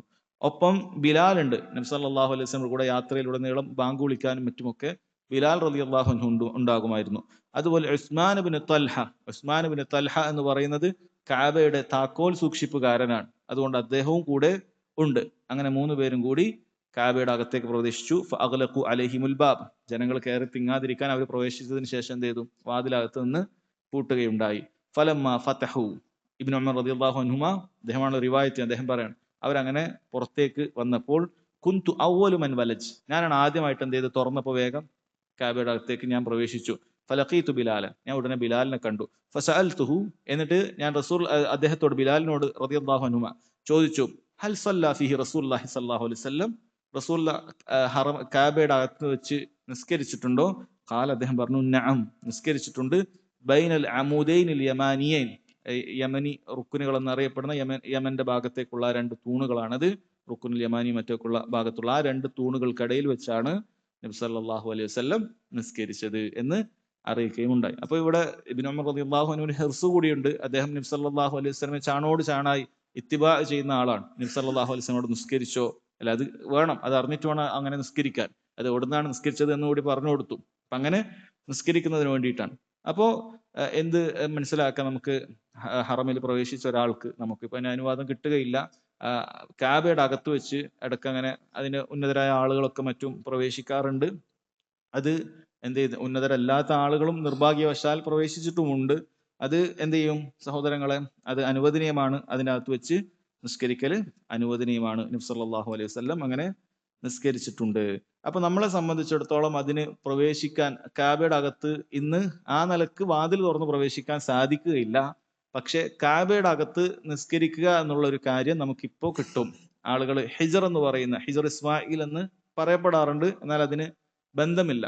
കാരണം അത് പിന്നീട് മക്കയിൽ ഉണ്ടായിരുന്ന ഖുറൈശികളാണ് ആ രൂപത്തിലേക്ക് അതിനെ മാറ്റിയത്. യഥാർത്ഥത്തിൽ നിങ്ങൾക്ക് അറിയാമായിരിക്കും, കഅബ എന്ന് പറയുന്നത് അത് നമ്മളിന്ന് വിചാരിക്കുന്നത് പോലെ ചതുരാകൃതിയിലുള്ള ഒരു ബിനാ അല്ല, ഒരു കെട്ടിടമല്ല. മറിച്ച് ആ ഹിജർ ഇസ്മായിൽ എന്ന ആളുകൾ പറയുന്ന ആ ഹിജർ, ആ പുറത്തേക്കൊരു നമ്മളെന്താ പറയുക, അർദ്ധ വൃത്താകൃതിയിലുള്ള ഒരു ഭാഗമുണ്ട്. ആ ഭാഗം കൂടി എന്ത് ചെയ്യുന്നുണ്ട്, അത് കഅബയുടെ ഭാഗമാണ്. അപ്പൊ അതിനകത്ത് വെച്ച് ആരെങ്കിലും നിസ്കരിച്ചിട്ടുണ്ട് എങ്കിൽ അവൻ കഅബയുടെ അകത്ത് നിസ്കരിച്ചതുപോലെയാണ്. ആയിഷ റളിയല്ലാഹു അൻഹ ഒരിക്കൽ നബി സല്ലല്ലാഹു അലൈഹി വസല്ലമയോട് ചോദിച്ചു, കഅബയുടെ അകത്ത് വെച്ച് നിസ്കരിക്കാൻ അനുവാദം. അപ്പോൾ പറഞ്ഞു, ഫഅമറഹ അൻ തുസല്ലിയ ഫിൽ ഹിജ്ർ ഫൽ മുസല്ലി ഫിൽ ഹിജ്രി കൽ മുസല്ലി ഫി ശൗഫിൽ കഅബ. അതായത് ആയിഷ റളിയല്ലാഹു അൻഹയോട് നബി സല്ലല്ലാഹു അലൈഹി വസല്ലം പറഞ്ഞു, നീ അതിന്റെ ഹിജറിന്റെ അകത്ത് വെച്ച് നിസ്കരിച്ചാൽ മതി. കാരണം ഹിജറിന്റെ അകത്ത് വെച്ച് ഒരാൾ നിസ്കരിച്ചു കഴിഞ്ഞാൽ അത് എന്ത് ചെയ്യും, അത് ഹദീസിന്റെ ഭാഗമല്ല, പിന്നീട് അദ്ദേഹം പറയാണ്, ഹിജറിന്റെ അകത്ത് വെച്ച് നിസ്കരിച്ചു കഴിഞ്ഞാൽ അത് കഅബയുടെ അകത്ത് വെച്ച് നിസ്കരിച്ചത് പോലെയാണ്. അപ്പൊ ഒരാൾക്ക് കഅബയുടെ അകത്ത് വെച്ച് നിസ്കരിക്കുന്ന ആ ഒരു കിട്ടണമെങ്കിൽ എന്ത് ചെയ്യാം, അയാൾക്ക് എന്ത് ചെയ്യാം, ഹിജറിന്റെ അകത്ത് വെച്ച് അവരനുവദിക്കാറുണ്ട്, ആ സമയത്ത് നിസ്കരിക്കാവുന്നതാണ്. അതിനുശേഷം കൊടുത്ത ഹദീസ്, അൻ ഉമർ റളിയല്ലാഹു അൻഹു അന്നഹു ജാഅ ഇലൽ ഹജറിൽ അസ്വദ്. ഉമർ റളിയല്ലാഹു അൻഹു ഹജറുൽ അസ്വദിന്റെ അടുക്കലേക്ക് പോയി. ഫഖബ്ബലഹു, ഹജറുൽ അസ്വദ് ചുംബിച്ചു. വഖാൽ, എന്നിട്ട് അവിടുന്ന് പറഞ്ഞു, അദ്ദേഹം പറഞ്ഞു, ഇന്നി ലഅഅലമു അന്നക ഹജർ, നീ ഒരു കല്ലാണെന്ന് എനിക്കറിയാം. ലാ തദുറു വലാ തൻഫഅ, നിനക്ക് ഒരു ഉപകാരം ചെയ്യാനോ ഒരു ഉപദ്രവം ചെയ്യാനോ സാധിക്കുകയില്ല എന്നും എനിക്കറിയാം. വലൗല അന്നി റഅയ്തു നബിയ സല്ലല്ലാഹു അലൈഹി വസല്ലം യുഖബ്ബിലുക മാ ഖബ്ബൽതു, അല്ലാഹുവിന്റെ റസൂൽ നിന്നെ ചുംബിക്കുന്നത് കണ്ടില്ലായിരുന്നെങ്കിൽ ഞാൻ നിന്നെ ചുംബിക്കുമായിരുന്നില്ല എന്ന് ഉമർ ബിൻ ഖത്താബ് റളിയല്ലാഹു അൻഹുമാ പറയുകയാണ്. ഹജറുൽ അസ്വദ് ചുംബിക്കുന്നത് നമുക്ക് അതുകൊണ്ട് എന്തെങ്കിലും കിട്ടാനുണ്ടോ? ഹജറുൽ അസ്വദിന് എന്തെങ്കിലുമൊക്കെ ഉപകാരം ചെയ്യാൻ സാധിക്കുമോ? ഇല്ല. ഹജറുൽ അസ്വദിന് നമുക്കൊരു ഉപകാരം ചെയ്തു തരാൻ സാധിക്കുകയില്ല. ഹജറുൽ അസ്വദിനെ പേടിച്ചിട്ടാണോ നമ്മൾ ചുംബിക്കുന്നത്? അല്ല. ഹജറുൽ അസ്വദ് ചുംബിക്കുന്നതിൽ ഒരു പേടിയും നമുക്കുണ്ടല്ല നമ്മൾ ചുംബിക്കുന്നത്. മറിച്ച് ഹജറുൽ അസ്വദിനെ ചുംബിക്കുന്നത് നബി സല്ലല്ലാഹു അലൈഹി വസല്ലമയുടെ സുന്നത്ത് പിൻപറ്റുക എന്നുള്ളതാണ്. അതിനപ്പുറത്തേക്ക് അതിനൊരു ഉപദ്രവം ചെയ്യാൻ ഹജറുൽ അസ്വദിന് സാധിക്കുകയില്ല എന്ന് മഹാനായ ഉമർ ബിൻ ഖത്താബ് റളിയല്ലാഹു അൻഹു ജനങ്ങളെ പഠിപ്പിക്കുന്നതിന് വേണ്ടിയിട്ടാണ്. അല്ലെ, അതുകൊണ്ടാണ് ആ രൂപത്തിൽ സംസാരിച്ച് പറയുന്നത്. അതല്ലാതെ ചിലപ്പോ ഇത് കണ്ടാലും ചിലപ്പോൾ എന്ത് ചെയ്യും, നമ്മൾ ഏതൊരു കാര്യമാണോ തൗഹീദിന് വേണ്ടി തെളിവാക്കുന്നത്, ബിദ്അത്തുകൾക്കെതിരെ, ശിർക്കിനെതിരെ തെളിവാക്കുന്നത്, അതേ കാര്യം കൊണ്ട് തന്നെ എന്ത് ചെയ്യും? ഇങ്ങനത്തിലുള്ള ജാഹിലുകളായ ദേഹേച്ഛകളെ പിൻപറ്റുന്ന ആളുകൾ എന്ത് ചെയ്യും? ഇത് ചിലപ്പോൾ നമുക്ക് കല്ലിനോട് സംസാരിക്കാം, കല്ല് ഔലിയാണ്, അതുകൊണ്ട് തന്നെ നമുക്ക് ഇവിടെയുള്ള കല്ലുകളോടൊക്കെ സംസാരിക്കാം. കണ്ടില്ലേ, മഹാനായ ഉമറുൽ ഖത്താബ് കല്ലിനോട് സംസാരിച്ചിരിക്കുന്നു എന്നൊക്കെ പറയും. പക്ഷെ ഇത് ശരിക്കും വായിച്ചാൽ മനുഷ്യൻ എന്താണ് മനസ്സിലാവുന്നത്? കല്ലിന് ഉപകാര ഉപദ്രവം ചെയ്യാൻ പറ്റൂല. ഏറ്റവും വലിയ ശ്രേഷ്ഠതയുള്ള ഒരു കല്ലുണ്ടെങ്കിൽ ആ കല്ലാണ് ഹജറുൽ അസ്വദ്. അതിനപ്പുറത്തേക്കുള്ള ഒരു കല്ല് ദുനിയാവിലില്ല. ആ കല്ലിന്റെ കാര്യമാണ് പറഞ്ഞത്. കല്ലിന് ഒരു ഉപകാര ഉപദ്രവം ചെയ്യാൻ സാധിക്കൂല. റസൂലുള്ളാഹിന്റെ സുന്നത്ത് പിൻപറ്റുക, ചുംബിച്ചുകൊണ്ട് റസൂലുള്ളാഹിന്റെ സല്ലല്ലാഹു അലൈഹി വസല്ലം സുന്നത്ത് പിൻപറ്റുക. അതുകൊണ്ട് ഞാൻ ചുംബിക്കുന്നു എന്ന് അദ്ദേഹം വളരെ കൃത്യമായി കൊണ്ട് അവിടെ പറഞ്ഞു പോവുകയാണ്. അപ്പൊ അതാണ് സുന്നത്താണ്. നമുക്കറിയാം ഹജറുൽ അസ്വദ് നമ്മൾ തവാഫ് ചെയ്യുന്ന സമയത്ത് ചുംബിക്കാൻ സാധിക്കുമെങ്കിൽ ചുംബിക്കുക എന്നുള്ളത് സുന്നത്തായ കാര്യമാണ്. അടുത്ത ഹദീസ് അൻ അബ്ദുല്ലാഹി ഇബ്നു അബ്ബാസ് റളിയല്ലാഹു അൻഹുമാ ഖാല ഖദിമ റസൂലുള്ളാഹി സ്വല്ലല്ലാഹു അലൈഹി വസല്ലം വഅസ്ഹാബുഹു മക്ക. റസൂലുള്ളാഹി സ്വല്ലല്ലാഹു അലൈഹി വസല്ലമയും സ്വഹാബത്തും മക്കയിലേക്ക് പ്രവേശിച്ചു. ഫഖാല അൽ മുശ്രികൂൻ, മുശ്രിക്കുകൾ പറഞ്ഞു, ഇന്നഹു യഖ്ദമു അലൈക്കും ഖൗമുൻ വഹനതുഹും ഹുമ യസ്രിബ്. ഇപ്പോൾ ചില ആളുകൾ വരും, യസ്രിബ് എന്ന് പറഞ്ഞാൽ മദീന, മദീനയിൽ പോയി പനിയൊക്കെ പിടിച്ച് കുറച്ച് ആൾക്കാർ വരുന്നത്, അതായത് പരിഹാസം കൊണ്ട് പറയാണ്. ഇവിടെ മക്കത്ത് നല്ല ആളായിരുന്നു, വലിയ ഹിജറ എന്നൊക്കെ പറഞ്ഞ് മദീനത്ത് പോയി, ഇപ്പൊ അവിടെ ആകെ ഒന്നും കിട്ടാതെ അങ്ങനെ പനി പിടിച്ച് അവശരായിട്ട് വന്നിട്ടുണ്ട്, അങ്ങനെ ചില ആളുകൾ വരുമെന്നൊക്കെ പറഞ്ഞ് മുശ്രിക്കുകൾ അങ്ങനെ പറഞ്ഞു. അപ്പോൾ എന്നിട്ട് അവര് സഫാ മർവക്കിടയിൽ കാത്തിരിക്കുകയായിരുന്നു എന്നാണ്. അപ്പം ആ മുശ്രിക്കുകൾ സഫാ മർവക്കിടയിൽ കാത്തിരിക്കുകയായിരുന്നു. ഫഅമറഹും നബി സല്ലല്ലാഹു അലൈഹി വസല്ലം അൻ യർമുലു അൽ അശ്വാത സലാസ. ഇതിൽ നമുക്ക് മനസ്സിലാക്കാൻ സാധിക്കുന്നത് ഇത് ഉംറയാണ്, ഹജ്ജല്ല. കാരണം നബി സല്ലല്ലാഹു അലൈഹി വസല്ലം ഹജ്ജ് ചെയ്യുന്ന സമയത്ത് മുശ്രിക്കുകൾ അവിടെ ഇല്ല, എല്ലാവരും പിടിച്ച് പുറത്താക്കിയിട്ടാണ് നബി സല്ലല്ലാഹു അലൈഹി വസല്ലം ഹജ്ജ് ചെയ്തിട്ടുള്ളത്, നമ്മൾ മനസ്സിലാക്കിയിട്ടുണ്ട്. അപ്പോൾ നബി സല്ലല്ലാഹു അലൈഹി വസല്ലം സഹാബികളോട് പറഞ്ഞു, അൻ യർമുലുൽ അശ്വാത സലാസ. ആദ്യത്തെ 3 റൗണ്ട് മക്കയിലെ മുശ്രിക്കുകളെ കാണിക്കുന്നതിന് വേണ്ടിയിട്ടാണ് നമ്മൾ റമ്മല്, അതായത് റമ്മൽ എന്ന് പറഞ്ഞാൽ അറിയാം, കുറച്ച് വേഗത്തിൽ നടക്കുന്നതിനാണ് റമ്മൽ എന്ന് പറയുന്നത്. കാലുകൾ ചുവടുകൾ അടുപ്പിച്ച് വെച്ചിട്ടുള്ള ഒരു ചെറിയൊരു ഓടുന്ന രൂപത്തിലുള്ളതാണ് എന്ത്, റമ്മൽ എന്ന് പറയുന്നത്. നമ്മളൊന്ന് ശക്തരാണ് എന്ന് കാണിക്കുന്നതിന് വേണ്ടിയിട്ട് തന്നെ എന്ത് ചെയ്യുക, നമ്മളൊന്ന് ഓടിയിട്ട് തന്നെ തുടങ്ങുക. തവാഫ് ചെയ്യുമ്പോൾ ഓടിയിട്ട് തന്നെ തുടങ്ങുക. വഅൻ യംശു മാ ബൈന റുക്നൈൻ. 2 റുക്നുകൾക്കിടയിൽ, അതായത് റുക്നുൽ യമാനി ഹജറുൽ അസ്വദ്, അത് നമ്മൾ സഫാ മർവയിൽ നിന്ന് നോക്കുമ്പോൾ അതിന്റെ ഓപ്പോസിറ്റ് സൈഡ് ഉണ്ടാവുക. അതുകൊണ്ട് തന്നെ അവർക്ക് കാണാൻ സാധിക്കില്ല. ആ ഭാഗത്തെത്തും നിങ്ങൾ റെസ്റ്റ് എടുത്തിട്ട് എല്ലാം നടന്നോളൂ. അതായത് നിങ്ങളെ പ്രയാസപ്പെടുത്തുന്നതിന് വേണ്ടിയിട്ടല്ല അത് ചെയ്തത് അന്ന്, മറിച്ച് എന്ത് ചെയ്യാണ്, ഇവരെ കാണിക്കുന്നത്, ഇവരെ ഒരു ദേഷ്യം പിടിപ്പിക്കുന്നതിന് വേണ്ടിയിട്ട് തന്നെ. വലം യംനഉഹും അൻ യർമുലു അൽ അശ്വാത കുല്ലഹ ഇല്ലൽ ഇബ്ഖാഉ അലൈഹിം. എല്ലാ ഷൗത്തിലും, എല്ലാ ചുറ്റിലും നബി സല്ലല്ലാഹു അലൈഹി വസല്ലം അവരെ ഓടാൻ പറഞ്ഞിട്ടില്ല. അങ്ങനെ അതിന് തടയാനുള്ള കാരണം ഇല്ലൽ ഇബ്ഖാഉ അലൈഹിം, അവരോടുള്ള അനുകമ്പ കാരണത്താലാണ്. അങ്ങനെ മുഴുവൻ ഓട്ടവും ആക്കിയാൽ എല്ലാവർക്കും പ്രയാസപ്പെടും, അല്ല എല്ലാവരും ശക്തരായിരിക്കൂല, സാധുക്കളൊക്കെ അതിലുണ്ടാവുമല്ലോ സ്വാഭാവികമായിട്ടും. അതുകൊണ്ട് ആദ്യത്തെ 3 എണ്ണത്തിൽ മാത്രം പുരുഷന്മാർക്ക് അത് ചെയ്താൽ മതി എന്ന് നബി സല്ലല്ലാഹു അലൈഹി വസല്ലം പറയുകയാണ് ഉണ്ടായിട്ടുള്ളത്. ഇതിന്റെ കാരണവും അങ്ങനെ തന്നെയാണ്, ഈ ഒരു കാരണത്തിലാണ് ഈ ഒരു സുന്നത്ത് വന്നത് എങ്കിലും ഇലാ യൗമിൽ ഖിയാമ, ഖിയാമത്ത് നാൾ വരെ ഇത് സുന്നത്തായിട്ടുള്ള കാര്യമാണ് എന്ന് മനസ്സിലാക്കുക. അടുത്ത ഹദീസ്, ഒരു 3 ഹദീസും കൂടി, ചെറിയൊരു ഹദീസുകളായി നമുക്ക് ഈ അധ്യായം കഴിയുന്നതാണ്. അൻ അബ്ദുല്ലാഹി ഇബ്നു ഉമർ റളിയല്ലാഹു അൻഹുമാ ഖാല റഅയ്തു റസൂലല്ലാഹി സ്വല്ലല്ലാഹു അലൈഹി വസല്ലം ഹീന യഖ്ദമു മക്കത ഇദ ഇസ്തലമ الركن الأسود أول ما يطوف يخب 3 أشواط. നബി സല്ലല്ലാഹു അലൈഹി വസല്ലം മക്കയിലെത്തിയിട്ട് റുക്കുനുൽ അസ്വദ് അത് ചുംബിച്ചു, അല്ലെങ്കിൽ അത് കൈകൊണ്ട് സ്പർശിച്ചു. അങ്ങനെ തവാഫ് ആരംഭിക്കുന്ന സമയത്ത് യഖുബ്ബു 3 അശ്വാത്ത്, ആദ്യത്തെ 3 ഷൗത്തുകളും, അതായത് റംല് നടത്തും. യഖുബ്ബു എന്ന് പറഞ്ഞാൽ യർമുൽ, റംല് നടത്തുമായിരുന്നു, അത് ധൃതിയിൽ നടക്കുമായിരുന്നു എന്ന് റിവായത്ത് ചെയ്യുകയാണ്. അപ്പൊ അത് നമ്മൾ മക്കയിലെത്തിയാൽ പ്രവേശിച്ചാൽ ചെയ്യേണ്ട ഒരു കാര്യത്തിൽപ്പെട്ടതാണ്. നമ്മൾ തവാഫാണ് ആദ്യം ആരംഭിക്കുക, തവാഫ് ചെയ്യുമ്പോൾ ആദ്യത്തെ 3 ചുറ്റും പുരുഷന്മാർ അത് വേഗത്തിൽ ചെയ്യുക എന്നുള്ളതാണ്.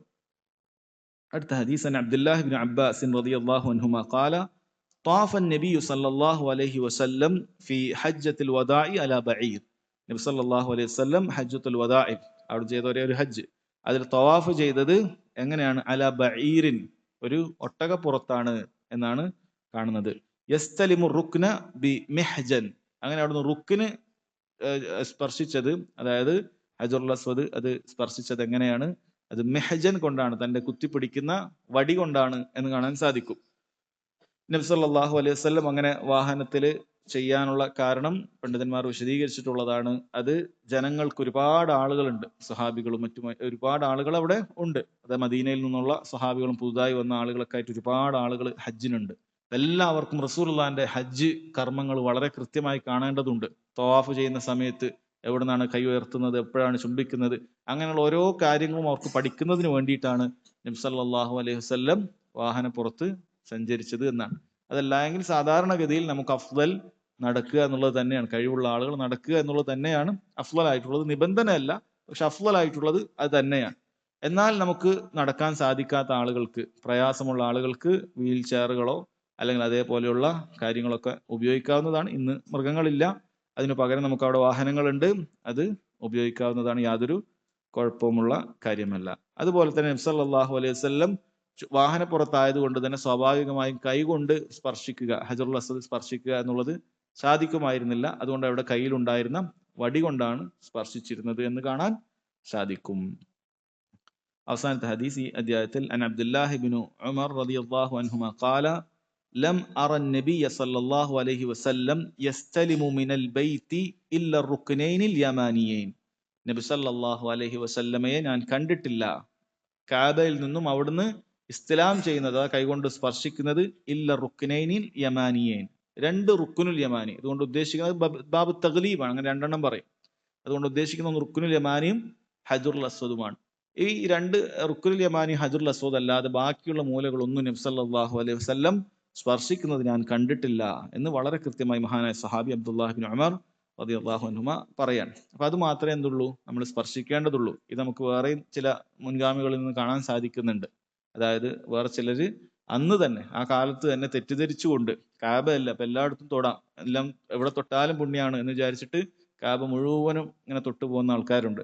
അപ്പൊ ആ രൂപത്തിൽ കണ്ട സമയത്ത് വളരെയധികം മുൻഗാമികൾ ശകാരിച്ചു പറഞ്ഞിട്ടുണ്ട്. നബി സല്ലല്ലാഹു അലൈഹി വസല്ലം ഇത് മാത്രമേ സ്പർശിച്ചിട്ടുള്ളൂ, അതിൽ കൂടുതൽ ചെയ്യാൻ പാടില്ല എന്ന് തന്നെ പറഞ്ഞിട്ടുണ്ട്. എന്നാൽ ഇന്ന് പോകുന്ന പല ആളുകൾക്കും, സാധുക്കളായ ആളുകൾക്ക് അത് അറിയില്ല, എവിടെയാണ് സ്പർശിക്കേണ്ടത് എന്ന് പോലും അറിയാതെ എല്ലായിടത്തും ഇങ്ങനെ സ്പർശിച്ചാൽ, എങ്ങനെ സ്പർശിച്ചാലും അതിനൊരു ബർക്കത്തുണ്ട് എന്നൊക്കെ വിചാരിച്ചിട്ട് എന്ത് ചെയ്യും, കാബയുടെ എല്ലാ ഭാഗത്തും തുണിയിലും കില്ലയിലും അങ്ങനെ എല്ലായിടത്തും സ്പർശിക്കും. ഇല്ല, സ്പർശിച്ചാൽ പ്രതിഫലമുള്ളത് ഒന്ന് റുക്കുനുൽ യമാനി, രണ്ട് ഹജറുൽ അസ്വദ്. റുക്കുനുൽ യമാനി കൈകൊണ്ട് സ്പർശിച്ചാൽ മതി. എന്നാൽ ഹജറുൽ അസ്വദ് നമുക്ക് എന്ത് ചെയ്യാം, അത് സാധിക്കുമെങ്കിൽ ചുംബിക്കാം, അതല്ലെങ്കിൽ നമുക്ക് കൈകൊണ്ട് എന്ത് ചെയ്യാം, അതിനെ സ്പർശിക്കാവുന്നതാണ്. ഒന്നിനും സാധിച്ചിട്ടില്ലെങ്കിൽ നമ്മൾ ഹജറുൽ അസ്വദിനെ മാത്രം എന്ത് ചെയ്യാം, കൈകൊണ്ട് ആംഗ്യം കാണിക്കുകയും ചെയ്യാം. അതല്ലാത്തത് ചെയ്യേണ്ടതില്ല. അത് വളരെ കൃത്യമായി മനസ്സിലാക്കുക. ഇബ്നു ഉസൈമീൻ റഹിമഹുല്ലാ അതിനൊരു ഹിക്മത്ത് കൂടി പറയുന്നുണ്ട്. എന്താണെന്ന് വെച്ചാൽ, ഈ രണ്ട് മൂലകളും മാത്രമാണ് യഥാർത്ഥത്തിൽ കഅബയുടെ അടിസ്ഥാനമായ ആ അടിസ്ഥാനത്തിൽ പടുത്തുയർന്നിട്ടുള്ളത്. ഈ രണ്ട് ഭാഗം മാത്രമാണ്. നമ്മൾ നോക്കിയാൽ മനസ്സിലാകും. മറ്റേ ഭാഗത്തിന്റെ കഅബയുടെ മൂല അവിടെ അല്ല അവസാനിക്കുന്നത്. കാരണം നമ്മൾ നേരത്തെ പറഞ്ഞ ഹിജർ, ഈ റുക്കുനുൽ യമാനിയുടെയും ഹജറുൽ അസ്വദിന്റെയും എതിർവശത്താണ് ഈ ഹജർ ഉള്ളത്. അതുകൊണ്ട് ആ ഭാഗത്തെ മൂല യഥാർത്ഥത്തിൽ അവിടെ അവസാനിക്കുന്നില്ല, മറിച്ച് ആ ഹിജറും കൂടി കൂടിയതാണ് യഥാർത്ഥത്തിൽ ആ ഭാഗത്തുള്ള കഅബ എന്ന് ശരിക്കും മനസ്സിലാക്കണം. എന്നാൽ പഴയ അടിസ്ഥാനം ഇന്നും നിലനിൽക്കുന്നത് പണ്ട് ഇബ്രാഹിം അലൈഹി സ്വലാത്തു വസ്സലാം നിർമ്മിച്ച അതേ മൂലകളായി ബാക്കിയുള്ളത് അത് റുക്കുനുൽ യമാനിയും ഹജറുൽ അസ്വദുമാണ്. അതുകൊണ്ടായിരിക്കാം അത് രണ്ടും മാത്രമായി ചുംബിക്കൽ സുന്നത്തായിട്ടുള്ളത് എന്നാണ് അദ്ദേഹം അതിനൊരു കാരണമായി പറഞ്ഞിട്ടുള്ളത്. ഇതാണ് ഈ അധ്യായവുമായി ബന്ധപ്പെട്ട കാര്യം. ബാക്കി കാര്യം ഇൻഷാ അല്ലാഹ് അടുത്ത ക്ലാസ്സിൽ വിശദീകരിക്കാം. വല്ലാഹു തആല അഅലം വസല്ലല്ലാഹു അലാ നബീന മുഹമ്മദ് വഅലാ ആലിഹി വസഹ്ബിഹി വസല്ലം.